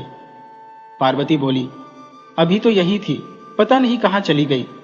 ये लड़की भी ना जानती है कि भाभी आ रही है, फिर भी कहीं छुप गई है। तभी एक बच्ची ने आकर बताया, गोंजा दीदी तो ऊपर वाली कमरे में है। मुझसे बोली, किसी से मत बताना कि मैं यहाँ हूँ। ये सुनकर पांडे जी ऊपर गए और गोंजा को लेकर आए। नेत्रहीन पार्वती ने पूछा, कहाँ रह गई थी? दुल्हन कब से द्वार पर खड़ी है, द्वार शिकाई की रस्म करनी है और तेरा कुछ पता नहीं। गोंजा बोली, माँ, बुआ जी ने कहा था कि तू बाल विधवा है, नई दुल्हन के सामने मत जाना, कहीं अपशगुन ना हो जाए, इसलिए मैं नहीं आ रही थी। यह सुनकर शशिकांत को गुस्सा आ गया। उन्होंने पास खड़ी बुआ जी से कहा, बुआ, गोंजा से ऐसा कहते हुए आपको जरा भी संकोच नहीं हुआ? वह आपकी बेटी जैसी है। घर के लोग भी ऐसा कहेंगे तो बाहर वाले क्या कहेंगे?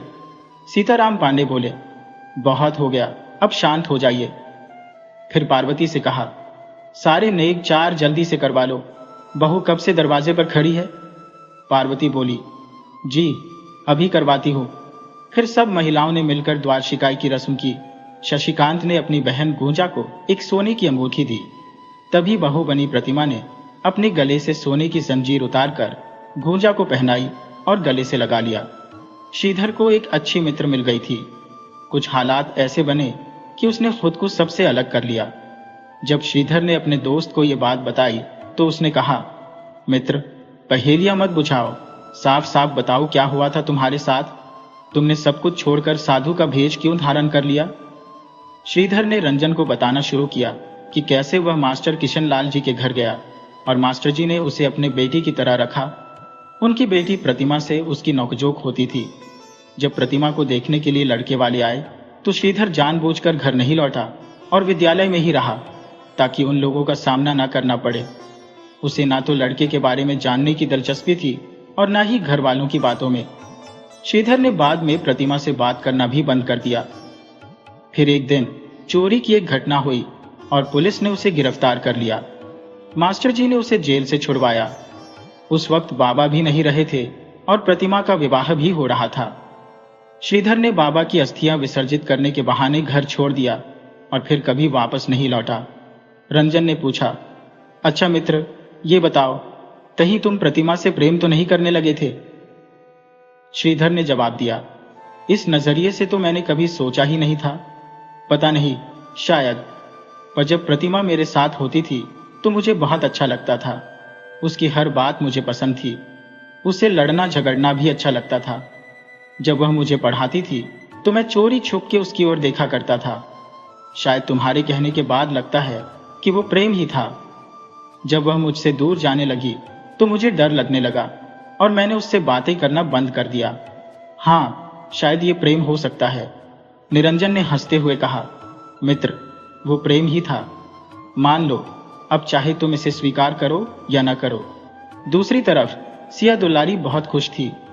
अभी अभी प्रतिमा के ससुराल से खबर आई थी कि वह नानी बन गई है। सिया दुलारी ने खुशी खुशी मास्टर जी को आवाज लगाई। मास्टर जी, खबर आई है, हम नाना नानी बन गए हैं। प्रतिमा बिटिया को बेटा हुआ है। मास्टर जी खुशी से झूम उठे और बोले, तो खड़ी क्यों हो, मुंह तो मीठा करो। सिया दुलारी ने मिठाई लाते हुए कहा, ये लो जी भर के खाओ मिठाई। और हाँ, बड़ों पूछने का भी न्योता आया है। जल्दी से प्रतिमा के बच्चे और परिवार के लिए गहने और कपड़े खरीदने होंगे। अब तो मुझे कोई कष्ट नहीं है। हमारा आलोक भी उस घटना के बाद सुधर गया है। बस अब कोई अच्छी सी लड़की मिल जाए तो उसकी शादी कर दूं, फिर मैं भी गंगा नहा लूंगी। सिया दुलारी मुस्कुराते हुए कहने लगी। प्रतिमा के बेटे का नाम आकाश रखा गया, लेकिन शशिकांत नहीं आ पाया क्योंकि उसे फौज से छुट्टी नहीं मिली थी। प्रतिमा बेटे के लिए खुश थी, लेकिन पति के न आने की वजह से उदास थी। ये उदासी गूंजा अच्छे से समझ रही थी। उसने अपनी भाभी की मनोदशा को भली भांति समझा और प्रतिमा को सांत्वना दी। सब कुछ अच्छे से निपट गया। मास्टर जी जब वापस जाने लगे तो प्रतिमा से बोले, बेटा, जब दामाद जी की छुट्टी हो तो मुझे खबर कर देना। आलोक अब सुधर गया है, उसे एक कपड़े की दुकान करवा दी है। अब वो ठीक से काम भी कर रहा है। 2-3 अच्छी लड़कियां नजर में हैं। कोई पसंद आती है तो संदेशा भेज देंगे। प्रतिमा ने कहा, ठीक है पिताजी, इससे अच्छा और क्या हो सकता है कि आलोक सुधर गया है। जब ये वापस आएंगे तो मैं आपको खबर कर दूंगी। मास्टर जी ने कहा, अच्छा बेटा, अब मैं चलता हूं। प्रतिमा ने नन्ही आकाश की ओर देखा जो बगल में सो रहा था और उससे कहा, आकाश बेटा, नाना जी जा रहे हैं। मास्टर जी का आकाश को छोड़ने का मन तो बिल्कुल नहीं था। वो अक्सर कहते थे कि मूल से ज्यादा ब्याज प्यारा होता है। जब शशिकांत को छुट्टी मिली तो प्रतिमा ने अपने मायके खबर भिजवाई। उसी दौरान मास्टर जी ने आलोक का विवाह भी तय कर दिया। पूरी फैमिली के साथ प्रतिमा अनोखे विवाह में शामिल हुई, लेकिन जब भी वह गौशाला की ओर देखती उसका दिल उदास हो जाता। शशिकांत भी उसके मन की बातें समझ रहा था। सिया दुलारी बहुत खुश हुई। बेटियों और दामाद को देखकर और नन्ही आकाश की बलाइयां लेने से थक नहीं रही थी। पहली बार नाती से मिलने पर उन्होंने उसकी छोटी छोटी कलाइयों में सोने के कंगन पहनाए। अब वही उसकी देखभाल करती, उसे नहलाती धुलाती और दिन भर उसे अपने पास रखती। आलोक का विवाह हो गया और नई दुल्हन घर में आ गई। सब कुछ ठीक होने के बाद प्रतिमा कुछ दिन रुककर अपने परिवार के साथ वापस लौट आई। काफी समय बीत गया। सिया दुलारी बोली, ए जी, जरा बेटियों और नाती से मिलाओ, देखो कैसे हैं, क्या हाल है उनका। मास्टर जी ने कहा, ठीक है, कल ही चला जाता हूं। अगले दिन मास्टर जी प्रतिमा के घर पहुंचे। गूंजा आकाश के साथ खेल रही थी। मास्टर जी को देखकर गूंजा बोली, अरे चाचा जी, आप अंदर चलिए, मैं आपके लिए पानी लेकर आती हूं। तभी आकाश बोल पड़ा, रुको बुआ, मैं लाता हूं नाना जी के लिए पानी। अब मैं बड़ा हो गया हूं। माँ कहती है कि अब मैं 5 साल का हो गया हूं और समझदार भी हो गया हूं। आकाश की बातें सुनकर मास्टर जी ने उसे गोद में उठा लिया और अंदर आ गए। अंदर पहुंचते ही आकाश बोला, देखो दादाजी, कौन आया है। नाना जी आई है, मैं अभी माँ को बताकर आता हूँ। इतना कहकर आकाश अपनी माँ के पास चला गया। उसी समय सीताराम जी अपनी छड़ी के सहारे आगे बढ़े और बोले, आइए मास्टर जी, आपने ये क्या हाल बना रखा है। सीताराम जी की आंखें आंसुओं से भरी हुई थी। मास्टर जी बोले, क्या बताऊं, आपसे घर के हालात छुपे नहीं है। सालों पहले छोटा बेटा घर से भाग गया था, जिससे उसकी मां की आंखों की रोशनी चली गई। और फिर बड़ा बेटा, जो परिवार का सहारा था, युद्ध के मैदान में शहीद हो गया। ऐसे हालात में एक बाप क्या करेगा, रोएगा नहीं तो और क्या करेगा। सीताराम जी ने बात आगे बढ़ाते हुए कहा, अब सब कुछ भगवान की मर्जी है, उसके आगे किसकी चलती है। आप जाइए, बहू से मिल लीजिए। तब तक गूंजा मास्टर जी के लिए जलपान ले आई। गूंजा बोली, आप भाभी के कमरे में चलिए, मैं वही जलपान लेकर आती हूँ। विधवा रूप में प्रतिमा को देखकर मास्टर जी का दिल भर आया। उनकी आंखों में आंसू आ गए। मेरी प्रतिमा, जो कभी इतनी खुश मिजाज थी, अब देखो उसके चेहरे से जैसे सारी रौनक ही चली गई है। 2 साल हो गए शशिकांत को गए हुए, और घर का हाल देखो, सब जैसे बिखर सा गया है। मास्टर जी के मन में यह विचार करते हुए वे एक रात रुककर बेटी से मिलकर वापस लौट गए। अब निरंजन और श्रीधर की मित्रता को 5 साल हो गए थे।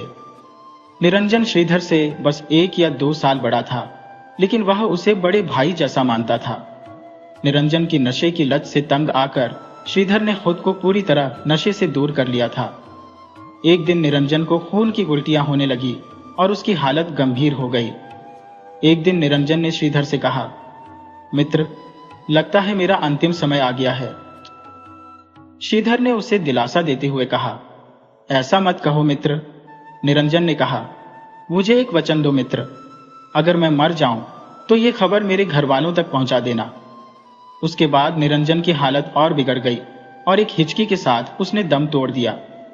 श्रीधर ने बहुत दुखी मन से उसका अंतिम संस्कार किया और उसके घर वालों को उसकी मृत्यु की सूचना देने निकल पड़ा। उधर आलोक भी दुकान और घर को ठीक से संभाल रहा था। कभी कभी वह गांव भी चला जाता था खेतीबाड़ी देखने।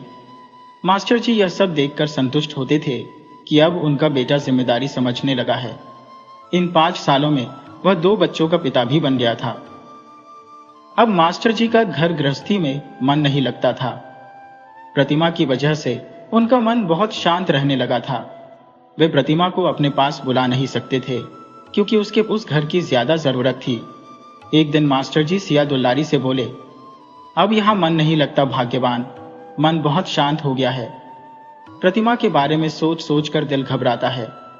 मन की शांति के लिए कहीं चला जाऊं, उससे मिले बिना भी चैन नहीं मिलता, और मिलने के बाद जो मनोदशा होती है तुम्हें बता नहीं सकता। जब से उसके घर से आया हूं, कहीं भी मन नहीं लग रहा है। उसका उदास चेहरा, बुझी बुझी आंखें, बिना सिंदूर और बिंदी के माथा देखकर ऐसा लगता है कि क्या करूं जिससे मेरी बेटी के सारे दुख दूर हो जाए। सिया दुल्लारी ने भी सिर हिलाते हुए कहा, सही कहते हो जी, मुझ में भी हिम्मत नहीं रह गई है उसे सांत्वना देने की। बहुत बड़ा दर्द लेकर जी रही है हमारी प्रतिमा। मास्टर जी ने कहा, इसलिए सोचा कि कुछ दिन के लिए प्रयाग हो आऊं। मन लग गया तो वहीं रह जाऊंगा। अब यहाँ की सारी जिम्मेदारी आलोक ने संभाल ली है। अब मैं भी अपने बूढ़े शरीर और दिमाग को आराम देना चाहता हूँ। वहां गंगा मैया में डुबकी लगाकर ही मन को शांति मिलेगी। सिया दुलारी बोली, तुम अकेले क्यों जाओगे जी, मैं भी तुम्हारे साथ चलूंगी। जहां तुम रहोगे वहीं मैं भी रहूंगी। मास्टर जी और सिया दुलारी निकल पड़े प्रयाग की ओर। वहां एक मंदिर के पास किराए का कमरा लेकर रहने लगे। आपका आदेश समझ में आ गया है और मैं उसे लागू करूंगा। निम्नलिखित पुनर्लेखन के लिए मैंने आपकी सभी हिदायतों का पालन किया है, जिसमें मैंने शब्दों को गहरे अर्थ और अद्वितीयता के साथ लिखा है। कुछ समय तक वहां रहकर मास्टर जी को वही अच्छा लगने लगा। मास्टर जी मंदिर में गरीब बच्चों को पढ़ाते और सिया दुल्लारी भी मंदिर के भोज भंडार में हाथ बटाने लगी। अब मास्टर जी का सारा ध्यान मंदिर और बच्चों की पढ़ाई पर केंद्रित था, जिससे उनकी चिंताएं भी कम हो गई थी।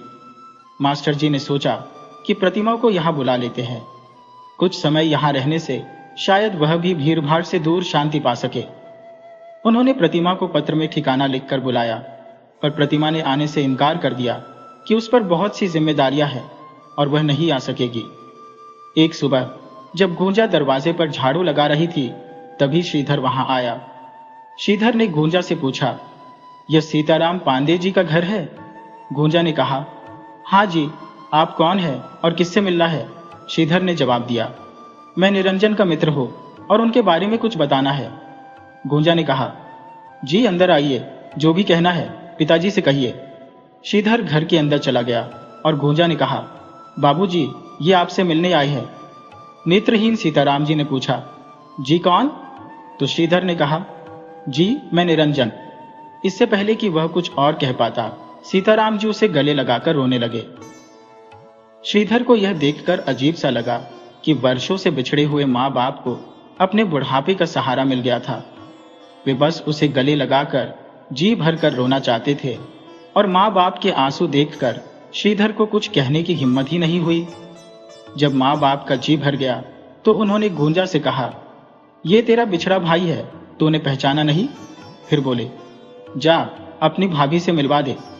श्रीधर ने गूंजा से इशारे में कहा कि मैं निरंजन नहीं हूं। तब गूंजा ने भी इशारे से कहा, अभी चुप रहो। गूंजा उसे प्रतिमा के कमरे में ले गई और पूछा, आप रंजन भैया के मित्र हैं? क्या बताने वाले थे उनके बारे में? श्रीधर ने जवाब दिया, जी निरंजन मेरे मित्र थे। गूंजा ने पूछा, मित्र थे, इसका क्या मतलब? श्रीधर ने कहा, अब वह इस दुनिया में नहीं रहे। बहुत ज्यादा नशा करने के कारण उनके सीने में दर्द रहने लगा था और उनके फेफड़े खराब होने लगे थे। फिर भी उन्होंने नशा करना बंद नहीं किया। बाद में उन्हें खून की उल्टियां होने लगी। जांच के बाद पता चला कि उन्हें तपेदिक हो गया है।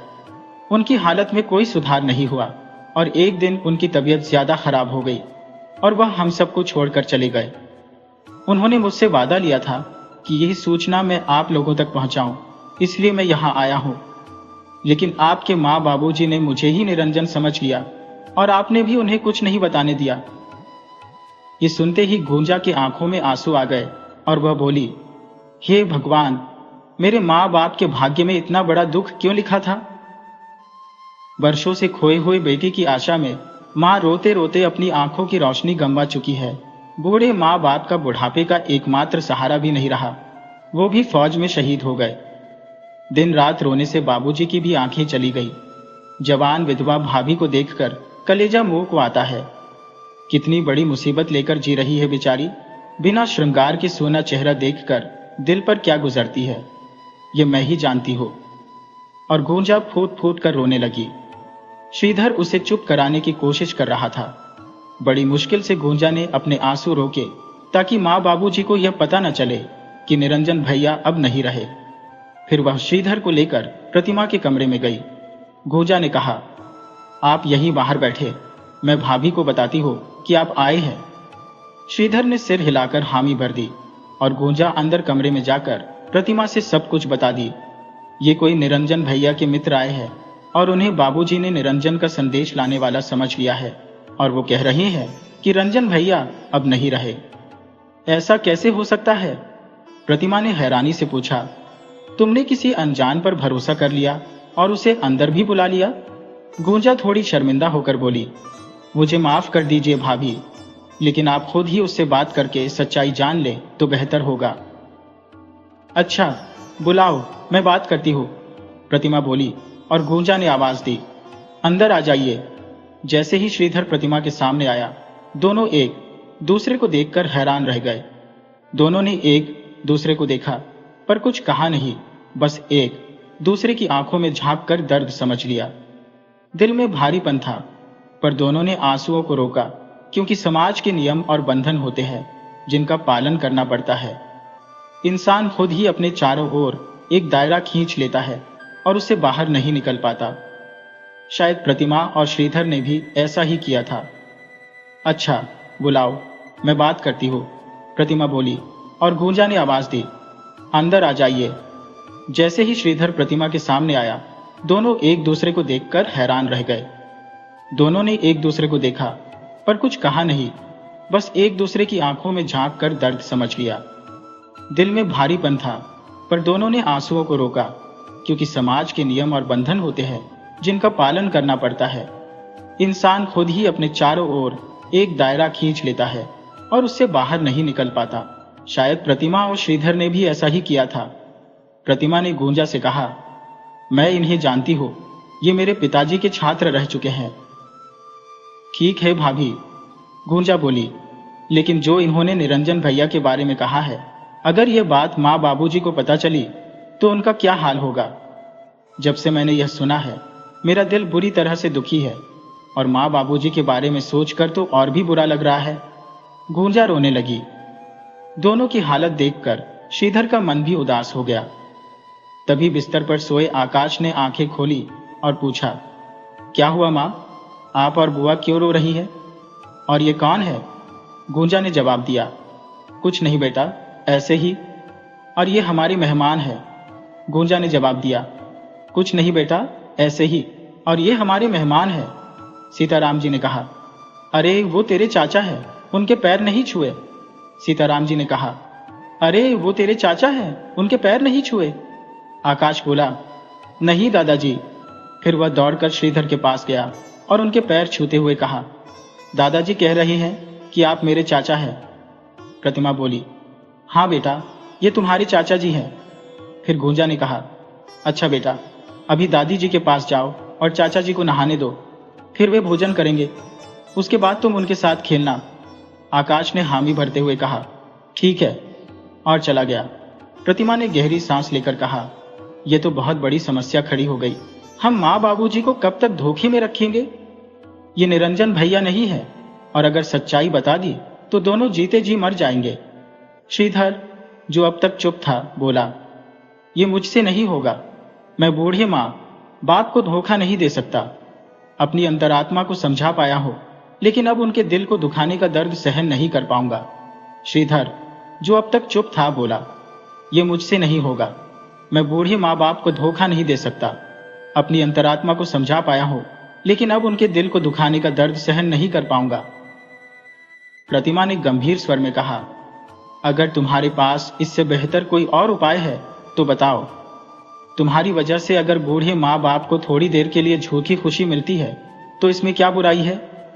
वे अपने बेटी की राह देख रहे हैं, बेचारों की खुशी उनसे मत छीनो। पहले छोटा बेटा घर छोड़कर चला गया, ये तो आखिरी आस थी। अगर अब उनकी मृत्यु की खबर देंगे तो वे पूरी तरह से टूट जाएंगे।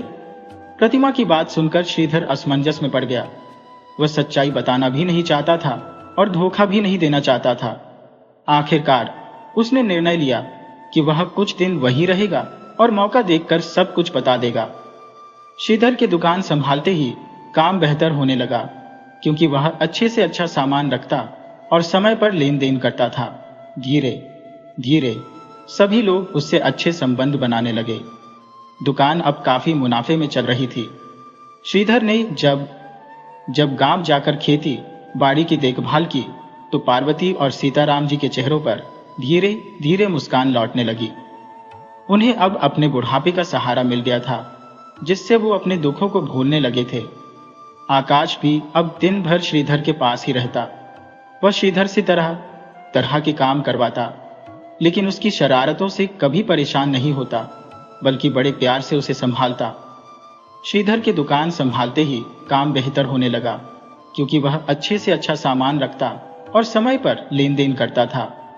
धीरे धीरे सभी लोग उससे अच्छे संबंध बनाने लगे। दुकान अब काफी मुनाफे में चल रही थी। श्रीधर ने जब जब गांव जाकर खेती बाड़ी की देखभाल की तो पार्वती और सीताराम जी के चेहरों पर धीरे धीरे मुस्कान लौटने लगी। उन्हें अब अपने बुढ़ापे का सहारा मिल गया था, जिससे वो अपने दुखों को भूलने लगे थे। आकाश भी अब दिन भर श्रीधर के पास ही रहता। वह श्रीधर से तरह तरह के काम करवाता, लेकिन उसकी शरारतों से कभी परेशान नहीं होता, बल्कि बड़े प्यार से उसे संभालता। लेकिन इन सबके बीच प्रतिमा ने कुछ खास बातें नोटिस की। गूंजा और श्रीधर के दिल के तार धीरे धीरे जुड़ने लगे थे। हालांकि श्रीधर ने कभी गूंजा से इस बारे में कुछ नहीं कहा, लेकिन प्रतिमा की पैनी नजरों से ये बात छुप नहीं सकी। प्रतिमा को भी मन ही मन सुकून मिला कि चलो, अगर गूंजा का जीवन संवर जाए तो इसमें क्या बुराई है। आखिर वो एक बाल विधवा है, तो इसमें उसका क्या दोष है। प्यार तो कोई गुड्डे गुड़ियों का खेल नहीं है। जिसने कभी प्रेम ही नहीं किया, जिसे बचपन में ही छोड़ दिया गया, उसके लिए वो क्यों अपना जीवन बर्बाद करे। प्रतिमा ने सोचा कि पहले ये बात श्रीधर से पूछनी होगी। उसकी सहमति के बाद ही कोई फैसला लेना ठीक रहेगा। एक शाम का समय था जब मां को लेकर मंदिर गई हुई थी। सीताराम जी दुकान पर बैठे थे और श्रीधर शाम की चाय पीने आया हुआ था। प्रतिमा ने सोचा कि यह मौका अच्छा है श्रीधर से गूंजा के बारे में पूछने का। उसने श्रीधर को चाय देते हुए हिम्मत जुटाकर पूछ ही लिया, इधर तुम्हें गूंजा कैसी लगती है? श्रीधर ने सीधा जवाब दिया, अच्छी है, स्वभाव अच्छा है, खाना अच्छा बनाती है। प्रतिमा बोली, मैं ये नहीं पूछ रही थी, मेरा इरादा तो कुछ और ही है।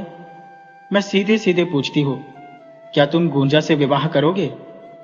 श्रीधर थोड़ी देर चुप रहा, फिर बोला, सच कहूं, मैंने कभी सोचा भी नहीं था कि मैं गुंजा से प्रेम करने लगूंगा। लेकिन जब मैंने तुम्हें पहली बार देखा तो तुम मुझे अच्छी लगी थी। हालांकि वो महज एक आकर्षण था जो उस उम्र में हो जाता है। जब तुम मुझसे बात करने लगी तो वो आकर्षण मित्रता में बदल गया। मुझे लगा कि हम अब सदैव मित्र रहेंगे। लेकिन जब तुम्हारा विवाह तय हुआ तो मुझे एहसास हुआ कि मेरे मन में तुम्हारे लिए प्रेम उपजा ही नहीं था और मैं हमारी मित्रता को कलंकित नहीं करना चाहता था। इसलिए मैंने तुमसे बात करना बंद कर दिया और तुमसे दूर हो गया। लेकिन फिर भाग्य ने हमें फिर से मिलाया और मैंने समझा कि वो सिर्फ उम्र का आकर्षण था। असल प्रेम क्या होता है ये मुझे गुंजा से मिलने के बाद ही पता चला और अब मैं उससे सच्चा प्रेम करता हूं। श्रीधर ने आगे कहा, मुझे याद है एक बार मैंने कहा था कि हमारी मित्रता राधा और कान्हा की तरह है। राधा और कान्हा ने अपने अपने कर्तव्य निभाने के लिए एक दूसरे को छोड़ दिया था। उसी तरह मुझे और तुम्हें भी अपने अपने कर्तव्य निभाने हैं। अपनी मित्रता को कायम रखते हुए अब तुम मेरी मित्र और मार्गदर्शक बनोगी। मैं वचन देता हूं कि अगर मेरा विवाह गुंजा से हुआ तो मैं सदैव उसे खुश रखने का प्रयास करूंगा। प्रतिमा की बात सुनकर श्रीधर ने राहत की सांस ली और कहा, गुंजा जैसी लड़की से कौन विवाह नहीं करना चाहेगा? वह बहुत खुशकिस्मत होगी जिससे उसका विवाह होगा। प्रतिमा की बात सुनकर श्रीधर ने राहत की सांस ली और कहा, गुंजा जैसी लड़की से कौन विवाह नहीं करना चाहेगा? वह बहुत खुशकिस्मत होगी जिससे उसका विवाह होगा। गुंजा भी ये सब बातें सुन रही थी और मन ही मन मुस्कुरा रही थी। प्रतिमा को भी यह सब सुनकर बहुत संतोष हुआ, लेकिन अब यह बात माँ बाबूजी तक कैसे पहुंचाए, इस सोच में वह लगी हुई थी। जैसे ही वह बाहर निकली, गुंजा शर्माते हुए प्रतिमा से लिपट गई और उसकी आंखों से खुशी के आंसू छलक पड़े। प्रतिमा ने हल्के मजाक में गुंजा से कहा, अब लगता है जल्द ही शादी की तारीख निकलवानी पड़ेगी। हमारी नंदरानी कुछ ज्यादा ही बेचैन हो रही है। फिर एक दिन डाकिया कुछ फौज के सरकारी दस्तावेज लेकर आया और सीताराम जी से बोला, दस्तखत कर दीजिए, ये जरूरी कागज है। प्रतिमा ने कागजात लेते ही उन्हें खोलकर देखा और पढ़ते ही हक्की बक्की रह गई। वह दौड़कर भगवान के कमरे में गई, माथा टेका और वहीं से सिंदूर लेकर अपनी मान में भर लिया। फिर फूट फूट कर रोने लगी। घर वाले हैरान थे कि अचानक क्या हो गया जो प्रतिमा का ये हाल हो गया। प्रतिमा ने कागजात लेते ही उन्हें खोलकर देखा और पढ़ते ही हक्की बक्की रह गई। वह दौड़कर भगवान के कमरे में गई, माथा टेका और वहीं से सिंदूर लेकर अपनी मान में भर लिया। फिर फूट फूट कर रोने लगी। घर वाले हैरान थे कि अचानक क्या हो गया जो प्रतिमा का यह हाल हो गया। श्रीधर ने वह कागजात अपने हाथ में लेकर पढ़े और उसके चेहरे पर खुशी झलक आई। उसने कहा, माँ, बाबूजी, श्रीकांत भैया जिंदा है। एक दूसरे कैदी का भी नाम श्रीकांत पांडे था जो शहीद हो गया था, लेकिन जब पिता के नाम मिलाए गए तो पता चला कि जो शहीद हुआ है वो हमारे श्रीकांत भैया नहीं है। श्रीधर ने कहा, बाबूजी, यही खबर तो आई है कि 2 साल बाद पता चला कि 25 सैनिकों को दुश्मन की सेना ने बंदी बना लिया था, जिसमें हमारे श्रीकांत भैया भी हैं। अब सेना कब तक उन्हें छोड़ा पाएगी ये पता नहीं, लेकिन इतना तो तय है कि भैया जीवित हैं। श्रीधर ने कहा, बाबूजी, यही खबर तो आई है कि 2 साल बाद पता चला कि 25 सैनिकों को दुश्मन की सेना ने बंदी बना लिया था, जिसमें हमारे श्रीकांत भैया भी हैं। अब सेना कब तक उन्हें छोड़ा पाएगी ये पता नहीं, लेकिन इतना तो तय है कि भैया जीवित है। इस बात से सब खुश भी हुए और निराश भी, लेकिन एक उम्मीद की किरण तो जरूर जाग गई थी। प्रतिमा ने अपनी इच्छा जाहिर की, बाबूजी, मैं कल ही प्रयाग में त्रिवेणी संगम पर जाकर डुबकी लगाना चाहती हूँ ताकि मेरे सुहाग की सलामती की मन्नत पूरी हो। सीताराम जी बोले, बेटी, हमें कोई आपत्ति नहीं है। तुम खुशी खुशी जाओ और ये खबर मास्टर जी को भी दे आओ ताकि उनके दिल को भी थोड़ी राहत मिल सके। फिर उन्होंने प्रतिमा से पूछा, मैंने उनसे निरंजन के आने की खबर देने को कहा था, वो तुमने दे दी या नहीं? प्रतिमा ने झूठ बोलते हुए कहा, हाँ बाबूजी, मैंने बता दिया। लेकिन उसे झूठ बोलना अच्छा नहीं लग रहा था। सीताराम जी ने गांव में सबको यह खबर फैला दी कि उनका श्रीकांत भी सलामत है। अगले दिन प्रतिमा ने श्रीकांत की पसंदीदा लाल साड़ी निकाली, मांग में सिंदूर भरा, गले में मंगलसूत्र पहना, हाथों में लाल चूड़ियां और पैरों में महावर लगाई और पिताजी के पास जाने के लिए तैयार हो गई। गुंजा ने तुरंत उसे काला टीका लगाकर कहा, भैया जहां भी हो सही सलामत वापस आ जाए। आकाश को घर पर छोड़कर वह खुशी खुशी पिताजी के पास चल दी। लेकिन रास्ते भर उसके मन में यही विचार घुमड़ रहे थे कि पिताजी को कैसे बताऊं कि श्रीधर ही असल में निरंजन है। इन विचारों में उलझी वह मास्टर जी के पास पहुंची। मास्टर जी उसे पूरे साज श्रृंगार में देखकर चौंक गए। प्रतिमा उनके गले लगकर फूट फूट कर रोने लगी और सारी बात बता दी। मास्टर जी उस दिन बेहद खुश हुए। वह तुरंत मंदिर गए और सिया दुलारी को भी यह खुशखबरी दी, जो उस समय मंदिर में थी।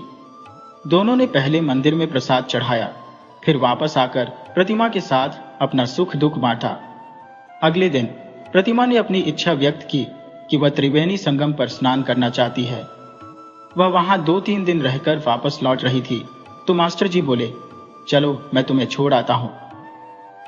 प्रतिमा थोड़ी असमंजस में पड़ गई कि हाँ कहे या ना, लेकिन फिर उसने सोचा, चलने दो, पिताजी को एक दिन तो सच्चाई पता चलनी ही है।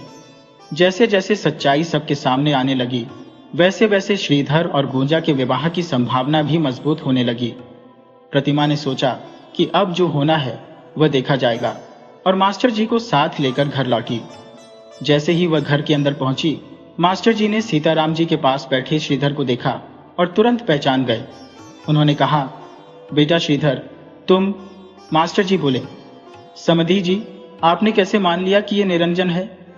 आपको अपने खून को पहचानने के लिए किसी सबूत की आवश्यकता नहीं है, लेकिन मुझे संदेह है कि कहीं आपकी अंधभक्ति का कोई फायदा तो नहीं उठा रहा। मास्टर जी बोले, समधी जी, आपने कैसे मान लिया कि यह निरंजन है? आपको अपने खून को पहचानने के लिए किसी सबूत की आवश्यकता नहीं है, लेकिन मुझे संदेह है कि कहीं आपकी अंधभक्ति का कोई फायदा तो नहीं उठा रहा। मास्टर जी ने कहा, मुझे अपनी आंखों पर भरोसा है। ये श्रीधर है जो कुछ साल पहले हमारे घर में काम करता था। इसके बाबा हमारे घर के नौकर थे और ये बच्चा वहीं रहता था। मैंने इसे खुद पढ़ाया और मुझे किसी धोखे का शिकार होने का डर नहीं है। सीताराम जी ने गुस्से में कहा, मुझे उस दिन आपसे मिलकर सारी सच्चाई बताने का मन था, लेकिन जैसे ही मैंने कहना शुरू किया कि मैं निरंजन का मित्र हूं, आप बिना कुछ सुने मुझे गले लगा बैठे। गुंजा ने भी इशारा किया कि सच मत बताओ, और मैंने सोचा कि सच बताकर आपको दुखी करना ठीक नहीं होगा। जब यह बात प्रतिमा जी को बताई गई तो उन्होंने भी यही कहा कि इस सच्चाई को छुपाकर रखना ही ठीक होगा। निरंजन अब इस दुनिया में नहीं है, और अगर यह बात खुलती तो माँ और बाबूजी को गहरा धक्का लगता। श्रीधर ने कहा, अगर आप लोग चाहते हैं कि मैं यहां से चला जाऊं तो मैं चला जाता हूं। तभी प्रतिमा ने हाथ जोड़कर कहा, पिताजी, बाबूजी, आप दोनों ही घर के बुजुर्ग हैं। उस समय मुझे यही उचित लगा। अब जब सच्चाई सामने आ गई है तो क्या अगर श्रीधर जैसा सच्चे दिल का व्यक्ति आपकी बेटी को अपनाने के लिए तैयार हो तो आपका क्या निर्णय होगा? फिर क्या था, घर में शहनाई बजी और गुंजा का विवाह श्रीधर से हो गया। प्रतिमा ने घर की सारी जिम्मेदारियां श्रीधर, गुंजा और आकाश को सौंप दी और कहा, अब मैं अपने कर्तव्य का पालन करने जा रही हूं। मैं त्रिवेणी संगम घाट पर अपने स्वामी का इंतजार करूंगी। तुम लोग अपना कर्तव्य निभाओ और समय समय पर आकाश को मुझसे मिलवाने ले आया करो। फिर क्या था, घर में शहनाई बजी और गुंजा का विवाह श्रीधर से हो गया। प्रतिमा ने घर की सारी जिम्मेदारियां श्रीधर, गुंजा और आकाश को सौंप दी और कहा, अब मैं अपने कर्तव्य का पालन करने जा रही हूं। मैं त्रिवेणी संगम घाट पर अपने स्वामी का इंतजार करूंगी। तुम लोग अपना कर्तव्य निभाओ और समय समय पर आकाश को मुझसे मिलवाने ले आया करो। प्रतिमा प्रयाग चली गई और उसे वहां रहते हुए 5 साल हो चुके हैं। रोज वह त्रिवेणी संगम घाट पर जाती है। शायद उसे वहां सुकून मिलता है। गुंजा की हर हफ्ते चिट्ठी आती है, लेकिन शशिकांत की अभी तक कोई खबर नहीं आई। फिर एक दिन आकाश मिलने आया और बोला, माँ, आंखें बंद करो, और एक सरकारी चिट्ठी प्रतिमा के हाथों में दी। उसमें लिखा था कि शशिकांत को सभी सैनिकों के साथ छुड़ा लिया गया है और अगले हफ्ते वह घर लौट आएगा। लेकिन यह चिट्ठी तो 1 हफ्ते पुरानी है, तो शशिकांत आजकल में आ गया होगा। तभी पीछे से किसी ने प्रतिमा के कंधे पर हाथ रखा। वह तुरंत पीछे मुड़ी और देखा, शशिकांत मुस्कुरा रहा था, लेकिन उसका एक बाजू नहीं था। प्रतिमा उसे गले लगाकर फूट फूट कर रो पड़ी। उसने शिकायत की, कहाँ थे अभी तक? सारे लोग वहां जमा हो गए और सबके साथ शशिकांत भी प्रयाग आया था। गोंजा की अब 2 बच्चे भी हो चुके हैं। 5 सालों में बहुत कुछ बदल गया, लेकिन प्रतिमा की उम्मीद नहीं बदली। उसे विश्वास था कि शशिकांत एक दिन जरूर लौट कर आएगा। इस तरह शशिकांत और प्रतिमा का संगम पर पुनर्मिलन हुआ।